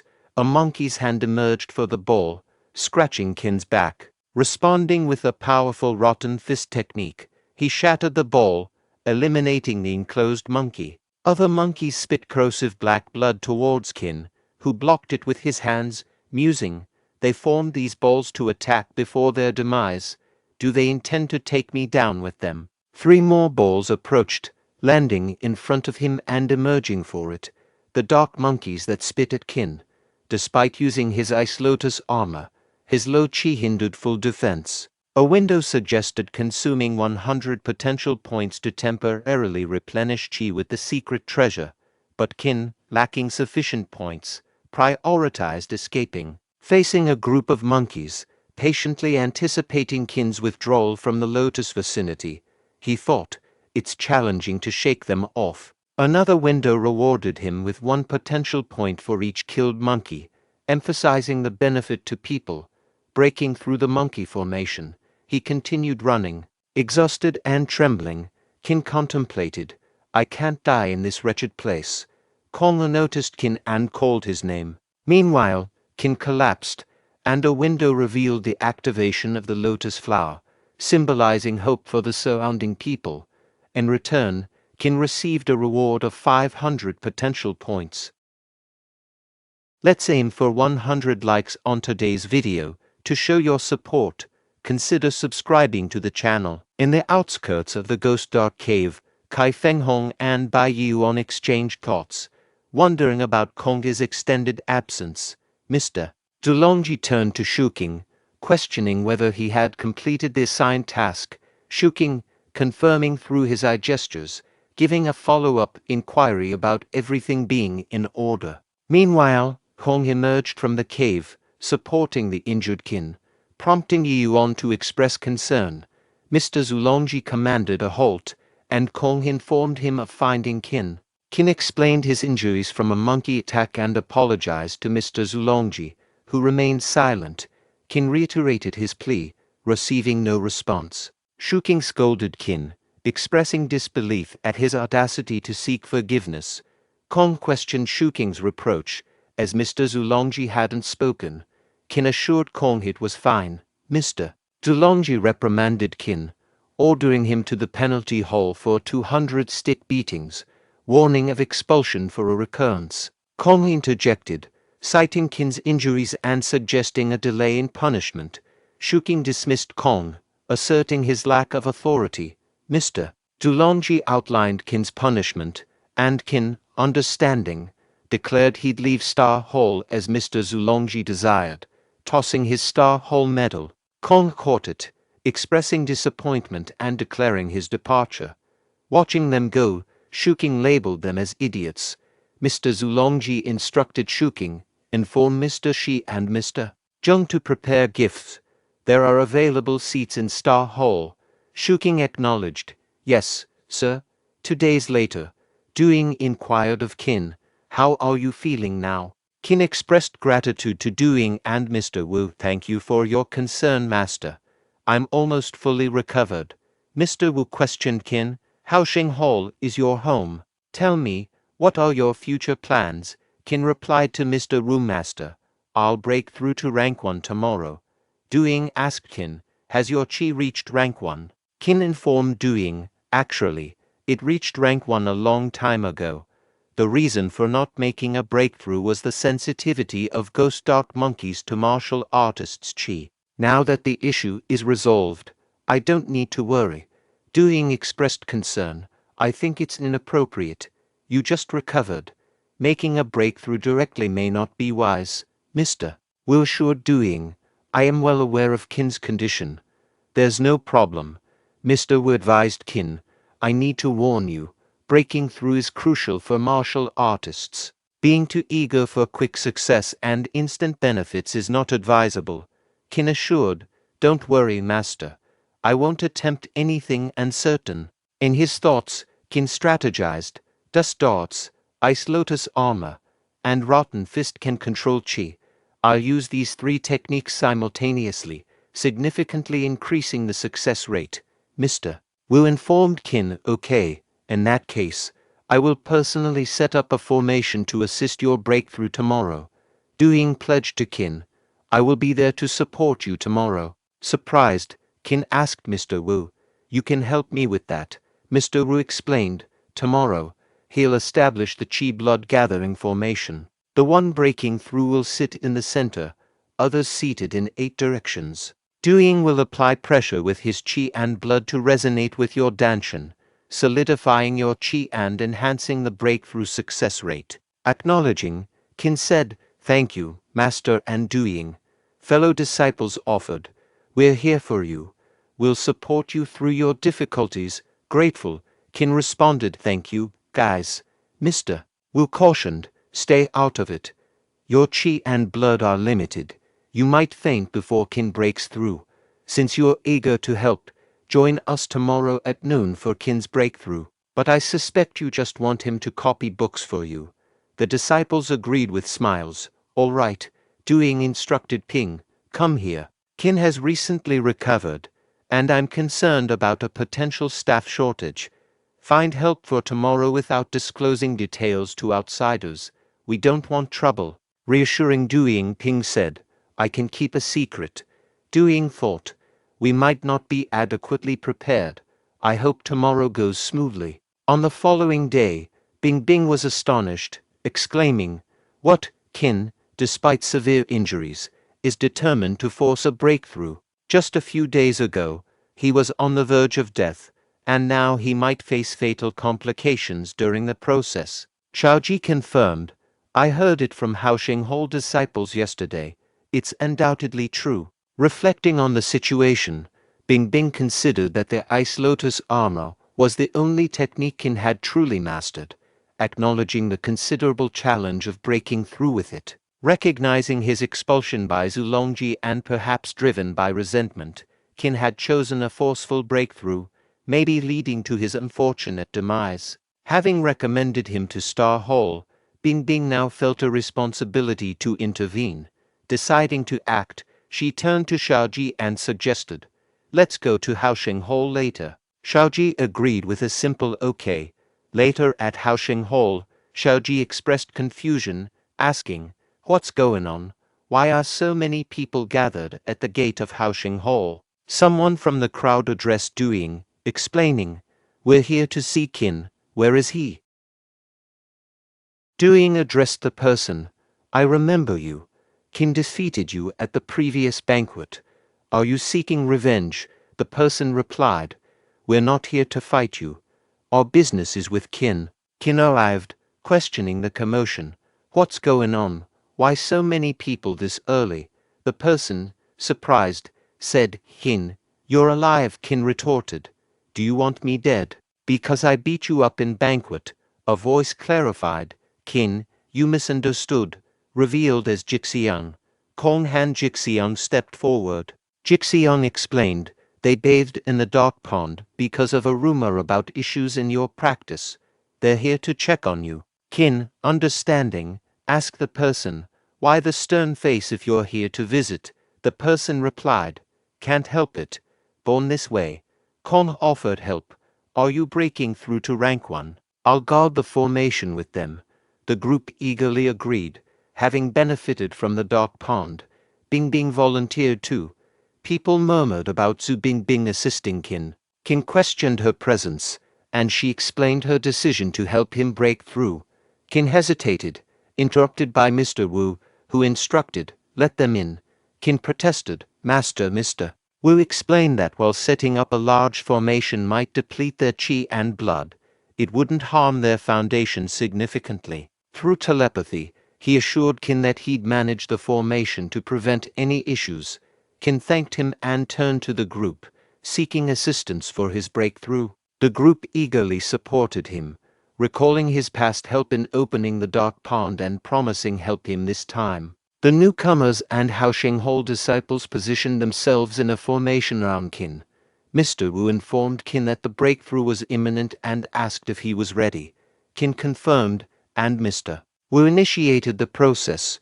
A powerful qi tornado formed around Qin, challenging Mr. Wu to guide it. Bingbing noticed the potential strain on weaker individuals and marveled at Qin's ability to resonate with the qi. Qin recognized the contributions of Kong Jixiang and others, including Zhu Bingbing, his master, and fellow disciples. A window appeared, offering Qin the chance to use 60 potential points for a breakthrough.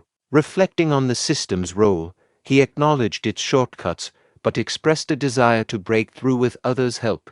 He then addressed his master, Mr. Wu directed Qin, "Take it," with a mental note praising, "Good boy, the big formation has only been active for half a circle." Qin harnessed qi, conjuring a roaring dragon that vanished with a powerful explosion. Emerging from the smoke, Qin struck a triumphant pose, signaling a successful breakthrough. A window appeared, announcing, "You've reached rank 1. Fellow disciples, astonished, whispered about the quick success, contrasting it with their prolonged efforts. Celebrating Qin's breakthrough, Jixiang embraced him and handed over a golden paper.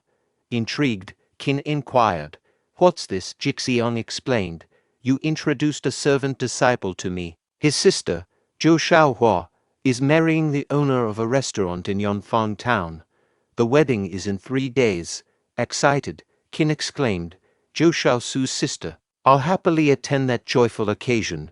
Meanwhile, Zhang assured Madam, "Everything is going smoothly," harboring dark thoughts about Helan Grange members. Madam praised Zhang for his massage skills, unaware of his ominous contemplation.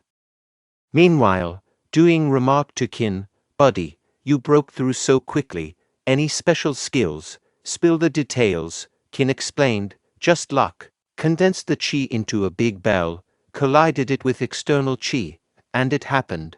Doing, reflecting on his own experience, thought, "Easy for you to say. I barely broke through with depleted qi and suffered soreness for 3 days."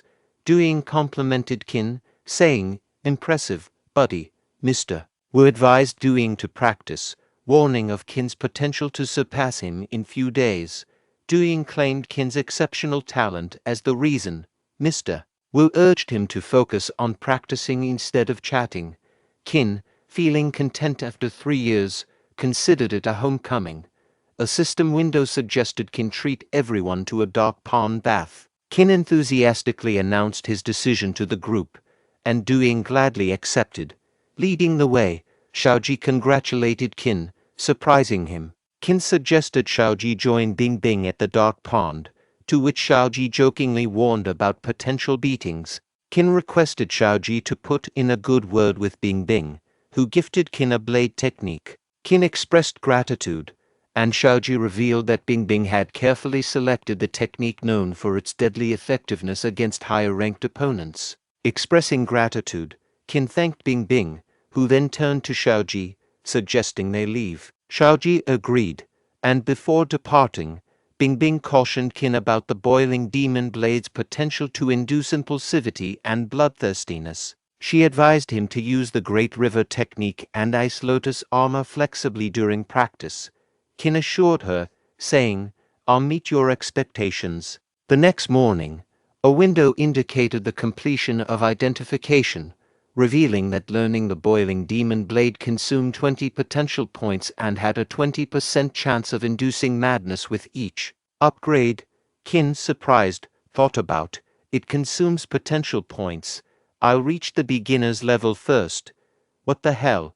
This scene seems different from before." As the technique made contact, it attacked his mind, revealing past moments of his anger and despair. Qin recalled Bingbing's advice to use the Great River technique and Ice Lotus armor, and he successfully fought off the demon trying to control his mind, and another window informed him that his boiling demon blade had reached the beginner's level. Qin thought to himself, "Fortunately, it reached the beginner's level, but it may be hard to upgrade it in the future. Why do I feel so sleepy?" After a brief interval, Qin opened his eyes and was surprised to find Erhu standing before him. He inquired, "Erhu, when did you arrive?" Erhu replied, "This secret book belonged to Mr. Feng Duing, but Mr. Wu has said it is yours now." Qin exclaimed, "We haven't seen each other for a long time. Shall we have a drink?" Erhu declined, saying, "No, Mr. Feng asked me to do other things. I'll go back first." Qin wondered to himself, what's wrong with Erhu? Is he worried about anything? A window popped up, displaying information. It stated that some martial arts techniques could be integrated. The window then asked if the person wanted to consume 80 potential points in order to integrate these techniques and practice the new technique to reach the beginner's level. Qin inquired, "Can martial arts techniques be integrated?" A notification window appeared, presenting information. The message indicated that the Tiger Collapsing Blade and Boiling Demon Blade originated from the same source. It inquired whether Qin wished to invest 80 potential points to amalgamate these two martial arts techniques and acquire the new technique at a novice level. Qin contemplated, doubting the efficacy of the Tiger Collapsing Blade. He perceived it as a mundane, low-tier blade technique that might subject him to ridicule in combat. Conversely, the Boiling Demon Blade, while potent, lacked versatility. Considering the potential for acquiring something novel through their combination, Qin opted to experiment and give it a shot. Out of nowhere, the devil aura made its way toward Qin once more, making an attempt to seize control of his mind. Irritated, Qin voiced his frustration once more. "I'm tired of this." Another system window materialized, presenting an option to utilize two potential points to introduce a progress bar for the cutscenes and manipulate the progress at will. Appreciative of this choice, Qin directed the system, "Thank you, fast forward." In a brief span, Qin came to the realization that spending 80 potential points resulted in what appeared to be an underwhelming outcome. He commented, "I invested 80 potential points, and this is the extent of it. It resembles more of an acrobatic move. Upon closer examination, isn't it still essentially the Tiger Collapsing Blade? And its power is rather lacking." Nevertheless, the system model, showcasing the Tiger Collapsing Blade, illustrated the technique by surrounding the blade with a vivid crimson aura. This startled Qin, who pondered, "What? The aura just transformed. It's still the essence of the Tiger Collapsing Blade, but now it carries a fierce and demonic energy. It's the Boiling Demon Blade." The window displayed fresh details, confirming the completion of the integration. A novel martial arts technique, named the Boiling Demon Tiger Collapsing Blade, had emerged. This transformation endowed the Boiling Demon Blade with an enchanting effect, amplifying the potency of the Tiger Collapsing Blade by utilizing Qi. Additionally, it specified that practicing and employing this technique would serve as a safeguard against Qin succumbing to madness. Qin exclaimed, "Now I understand. I can astonish enemies with a sudden burst of power, catching them off guard." No wonder a rank 4 martial artist successively defeated 7 other rank 4 individuals and 1 rank 5 opponent using this technique. What a stroke of luck I've stumbled upon. Several days later, Qin said, it had been a while since they descended from the mountain. The town was livelier, and Jixiang informed Qin, Bingbing oversees Yonfang town. In times of calamity, the mayor would open warehouses to provide food to the residents, ensuring everyone in the town could lead a peaceful and prosperous life. Zhou Shaokao, the sister of Zhou Shaosu, exclaimed, "Listen, I hear children reading over there. It sounds like a school." Jixiang responded, "Really, let's check it out." Qin hesitated. "I'm not really interested in seeing children. I don't think I should join you." Jixiang insisted, "Come on, Qin, let's go together." Qin reluctantly agreed, "Fine, don't drag me. We'll just take a quick look. We won't go inside." After a short while, at the school, Qin penned a poem he had come across on Earth. The teacher commended him, saying, "Mr. Qin, you're truly gifted in writing. Crafting a poem comes so effortlessly to you. Your future holds great promise." Qin humbly responded, "You're an excellent teacher, sir." The teacher added, "In today's world, martial arts often take precedence over literature, but you're dedicated to sharing knowledge and educating others.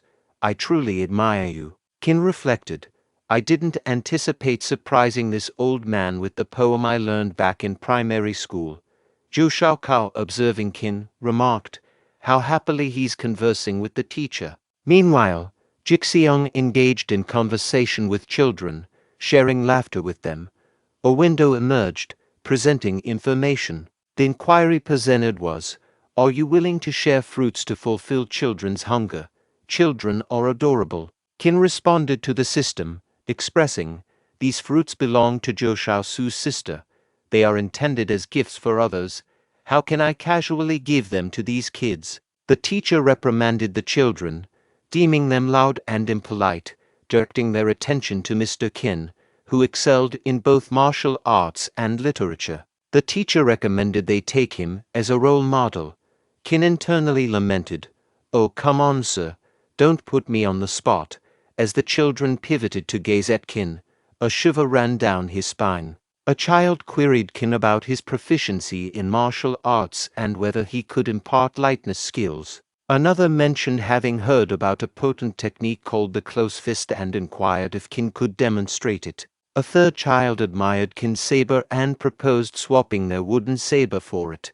Qin asked, "Are all of you interested in learning martial arts? Do you aspire to become heroes and champion justice?" A child replied, expressing that by mastering martial arts, they could clear the fallen tree on the mountain road, which frequently obstructed their teacher's path. The teacher faced difficulty walking, and this skill would be beneficial for him. The second child waved off the idea, asserting that after acquiring lightness skills, they would soar through the sky, carrying their teacher on their back. The third child shared a wish to shield their family and alleviate their teacher's nightly sorrow. Qin directed his question to the teacher, inquiring about the children's lofty ambitions. The teacher disclosed that these youngsters had experienced the loss of their parents at an early age, and he too had suffered the tragic loss of his wife and children due to bandit attacks. Witnessing the children evoked memories of his own family, prompting him to adopt them, relocate to the town, and establish a school to afford them a better life. Qin addressed the children, saying, "I have some fruits. You can enjoy them at your own pace." Then, he turned to teacher Qin and asked, "Sir, can I speak with you?" The teacher responded, "Certainly. What's on your mind?" The information window displayed a message, stating, "Children are like flowers. the future of the world. Thank you for contributing 100 taels of silver to support them, Qin remarked to the system. You don't need to remind me of that. Following that, Qin spoke to the teacher, expressing, Sir, establishing a school in the town must be challenging. Here's some money. Use it to purchase fruits for the children and acquire books and teaching materials. The teacher responded, Mr. Qin, I can't accept this. Qin implored, Sir, please don't decline. It's all for the children. After some persuasion, the teacher relented, saying, Well, thank you very much, Mr. Qin. Qin replied, Like I mentioned, there's no need for such formality. Bing Bing, observing from hiding spot, felt elated witnessing Qin's generosity. Jixiang informed Qin, saying, I was thinking we could visit the mayor tonight. Qin inquired, Were we invited by the mayor? Jixiang clarified, Initially, it was just Bing Bing who received the invitation. However, upon discovering that we are also disciples of Helan Grange, the mayor extended the invitation to all of us. In that moment, none of them detected an impending crisis. With a victorious tone, Zhang declared, Excellent, they're all unconscious. Yanfang town belongs to us now. The woman instructed, Bind them. We'll receive rewards once Miss Yin arrives. Zhang, filled with anger, directed his words at Qin Jinyang. If it weren't for you, I would be collaborating with Mr. Wang and enjoying a prosperous life. I don't care about rewards. I just want to see you torn apart. 10 minutes ago, the mayor declared, Tomorrow marks the wedding of my nephew and Miss Zhou. I appreciate everyone's presence in Yanfang town. My wife is preparing refreshments. It's because of all of you that Yanfang town enjoys such peace. Qin modestly responded, I'm honored. Internally thrilled, Qin exclaimed, Descending the mountain is fantastic. What a delightful meal awaits. System window abruptly appeared, conveying the message. The wine seems to be tampered with. Do you wish to leave it as is to draw out the mastermind behind the scenes? Qin observed with mild surprise as Jixiang took a sip of the wine, thinking, Bing Bing avoided it. She must have detected something amiss. Impressive, Bing Bing. The mayor applauded. Well done, Miss Du. Concerned for Bing Bing. Qin noticed a detail. Hold on. Bing Bing used qi to freeze the wine. She's improvising too. The mayor drank it. Is he unaware? I'll feign unconsciousness and discover who drugged us.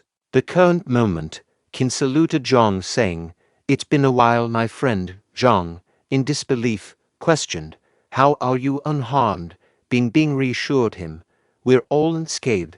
Zhang directed his attention to Qin and exclaimed, So, you're not affected by the poison? Qin, with confidence, responded, I executed this maneuver well before you did. Zhang, with anger, shouted, Qin Jinyang, you scoundrel, you've shattered my future, you caused Changlan's death, and you show no remorse. Qin, incensed, declared, Don't you dare bring up Changlan. He lunged at Zhang, poised for an assault. Zhang pleaded, Someone, help. Just as Qin was about to deliver a blow, an intervening bandit intercepted the blade, causing Zhang to accidentally drop a purse. Observing the purse, Qin was surprised and inquired, Zhang, where did you acquire this purse?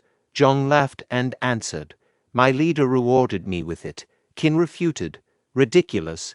I contributed this for the school in the town. The intervening bandit added, School. Ah, that rings a bell. Our leader has developed a peculiar technique that involves using children's blood for enhancement. So she took this purse when, upon learning this, Qin became worried about the children's safety. Simultaneously, the bandits approached Qin, issuing threats like, Ready to die.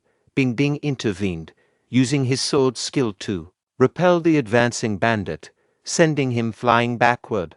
Tauntingly, another bandit mocked, Thinking of saving those brats at the school, our leader, Yin Yanyan, is way stronger than you. You'll end up dead. In his thoughts, Bing Bing reflected, Yin Yanyan, the Iron Dragon Bandit Group's first leader, holds rank 2, advising Qin. Bing Bing cautioned, Don't go to the school. You can't handle Jinyanyan. Return to Helan Grange. Get reinforcements with Jixiang. In a crucial moment, a window appeared, questioning Qin. Bandits have spread throughout. The safety of the children and the school is uncertain. Are you willing to take the risk and go to the school? Qin responded with confidence, absolutely. He positioned Jixiang in a secure location nearby and directed her. The bandits are occupied looting the town, and the route back should be safe. Return to Helan Grange and inform the others. I have another task at hand. Jixiang nodded and warned Qin. Understood. Take care. Upon Qin's departure, Zhang approached Jixiang, questioning if she had the luxury to concern themselves with others. Meanwhile, at the school, Jinyanyan delivered a powerful punch to the teacher, causing him to spit blood and kneel on the ground. With a sinister tone, Jinyanyan inquired about the next victim. The teacher clutched Jinyanyan's leg and urged the children to flee. Despite Jinyanyan insulting the teacher, presuming him dead, she proceeded to twist his head to ensure his demise. Witnessing this, the shocked children labeled Jinyanyan as a villain and passionately demanded the return of their teacher. Fueled by a desire for vengeance, the children aimed to end Jinyanyan's life. In response, Jinyanyan mockingly offered to send them to their teacher. As she moved to attack a child, Qin intervened, using his lightness skill to save the young one. Surprised, Jinyanyan questioned Qin's identity, not anticipating anyone else challenging her. Qin boldly proclaimed his intent to kill her. Qin directed a child to lead the others into hiding, urging them not to emerge from the room. The child responded affirmatively, addressing Qin as Mr. Qin. Jinyanyan sarcastically praised Qin's chivalry, remarking that whether she killed Qin or the child first, the outcome would be identical, followed by a sinister laugh. Several windows appeared, questioning Qin's willingness to eliminate Jinyanyan to rescue the children, avenge the teacher's demise, bring solace to the souls of the 541 deceased individuals across 7 towns, or safeguard the people in Yanfang town. In his mind, Qin strategized that understanding Jinyanyan's unpredictability could be exploited, and to execute his plan successfully, he needed to make her underestimate him, exploiting her vulnerability. Employing the Blackfeet skill, he swiftly advanced toward Jinyanyan, surprising her with a sudden tiger collapsing blade technique attack. Jinyanyan acknowledged the strength of Qin's slash but taunted that he couldn't land a hit on her. Amused, she urged him to unleash all his techniques. Qin, in response, tried to employ the dust darts technique to throw poison at her, only to find that she effortlessly dodged the attack. Realizing the ineffectiveness of the dust darts, Qin adjusted his approach. Jinyanyan swiftly positioned herself behind Qin, condemning his underhanded tactics. Qin countered by activating the Ice Lotus armor skill, mitigating the impact of Jinyanyan's assault. Impressed by Qin's martial arts proficiency, Jinyanyan cautioned him against overestimating his capabilities. Qin, unimpressed, urged her to skip the warnings and get straight to the point. Capitalizing on Jinyanyan's momentary lapse in defense, Qin seized the chance to execute the tiger collapsing blade technique, landing a successful strike. In his thoughts, Qin emphasized, "You made a mistake underestimating the tiger collapsing blade. This slash is devastating." However, to his surprise, Jinyanyan managed to evade the blow despite the considerable force behind it. Qin realized the formidable pressure she exuded and muttered, "This is intense. What incredible strength." Reflecting on an old memory, Jinyanyan recalled his master's words, "Impressive. You is truly worthy of being the best disciple of the Blood Demon sect. The future for the youth looks bright and promising." His master continued, "Good girl. Only you can achieve the perfection level of Blood Demon kill. It's the finest technique in our sect. Once mastered, with a blood supply, we become unmatched. However, it's just..." Jinyanyan interjected, addressing his master, "No, master. I will be the strongest. The ultimate strength belongs to me alone." In the current moment, Jinyanyan boldly asserted. I stand as the strongest. Qin wondered. Is she out of her mind? Jinyanyan menacingly warned. Prepare to be torn to shreds, boy. Qin pondered. A demonic skill with enhancements. Winning seems impossible. But wait, enhancements. Jixiang informed Zhong. You lack martial arts skills, so you can't hinder me. Zhong retorted. That was true, but things have changed. I've taken pills from the second and third leaders. Jixiang, after dealing with you, I'll finish off Qin. And consuming one of the pills, Zhong chuckled, remarking, it truly boosts my strength. Jixiang cautioned, before you reach Jinyang, you'll have to get through me first. Zhong laughed and charged towards Jixiang, who was surprised, thinking, how is he so fast? Zhong boasted, even as a formal disciple. What can you do against me? This pill enhances my power 100 times. Jixiang considered. Is this still Zhong? His power is unimaginable. I'm weaker, so speed might be my only advantage. Jixiang declared. It's done. No matter your strength, your speed has its limits. Zhong countered. Jixiang, spare me your lectures. Your superiority complex irks me the most. Rot in hell. Jixiang wondered. He can't feel pain. No, that pill must be causing issues. Meanwhile, Zhong charged for another attack but suddenly stopped, proclaiming, I'll kill you and Qin, as his body expanded and then exploded with a loud bang. Jixiang found the remaining pill beside Zhang's lifeless form and deduced, this pill provides a temporary power boost, but its side effects are severe. Mishandling it results in an explosive death, as witnessed with Zhong. Despite being an inner gate official disciple with some training, I hesitate, knowing that taking the pill might jeopardize my danshan. As an explosive sound echoed from the school, Jixiang worried about Qin. On the other hand, Qin was forcefully struck by Jinyanyan, sending him crashing to the ground. As Jinyanyan advanced with a menacing threat, Qin pondered, this woman, having reached the pinnacle of rank 2, has become deranged. How can I handle this? I'll focus on evading her attacks for now. Out of nowhere, Qin caught a child's voice behind him, and as he turned, he discovered children's hidden in a room behind him. Simultaneously, Jinyanyan unleashed an attack that Qin skillfully blocked. With a sneer, Jinyanyan mocked, quite the hero you are, not even dodging to shield these kids. Let's see how long you can withstand. I'll cut you in half, extracting every bit of you brain, heart, intestines, and all. Qin retorted to Jinyanyan, your character is as repugnant as your appearance. Outraged, Jinyanyan exclaimed, how dare he? She heightened the force in her strike, escalating the clash between them. Yet, their battle was abruptly halted by Jixiang, who sternly cautioned Jinyanyan, keep your distance from Qin. Qin inquired about Jixiang's unexpected appearance, questioning why she was present. In a mocking tone, Jinyanyan commented, oh, what a lovely girl, ready to sacrifice yourself for him? Is he your sweetheart? Jixiang responded with a firm order, enough. Driven by the determination to safeguard Qin, Jixiang launched an attack against Jinyanyan, but her adversary effortlessly countered the strikes, pushing Jixiang back and causing internal injuries. Witnessing the critical circumstances, Qin stepped into the conflict, swiftly seizing Jinyanyan. Urgently instructing Jixiang, he said, go, take the children with you. Jinyanyan vehemently resisted, shouting, release me, brat, I'll rip you apart. In a powerful blow, she struck Qin, causing him to collapse. Meanwhile, Jixiang consumed the pill she had taken from Zhang's lifeless body.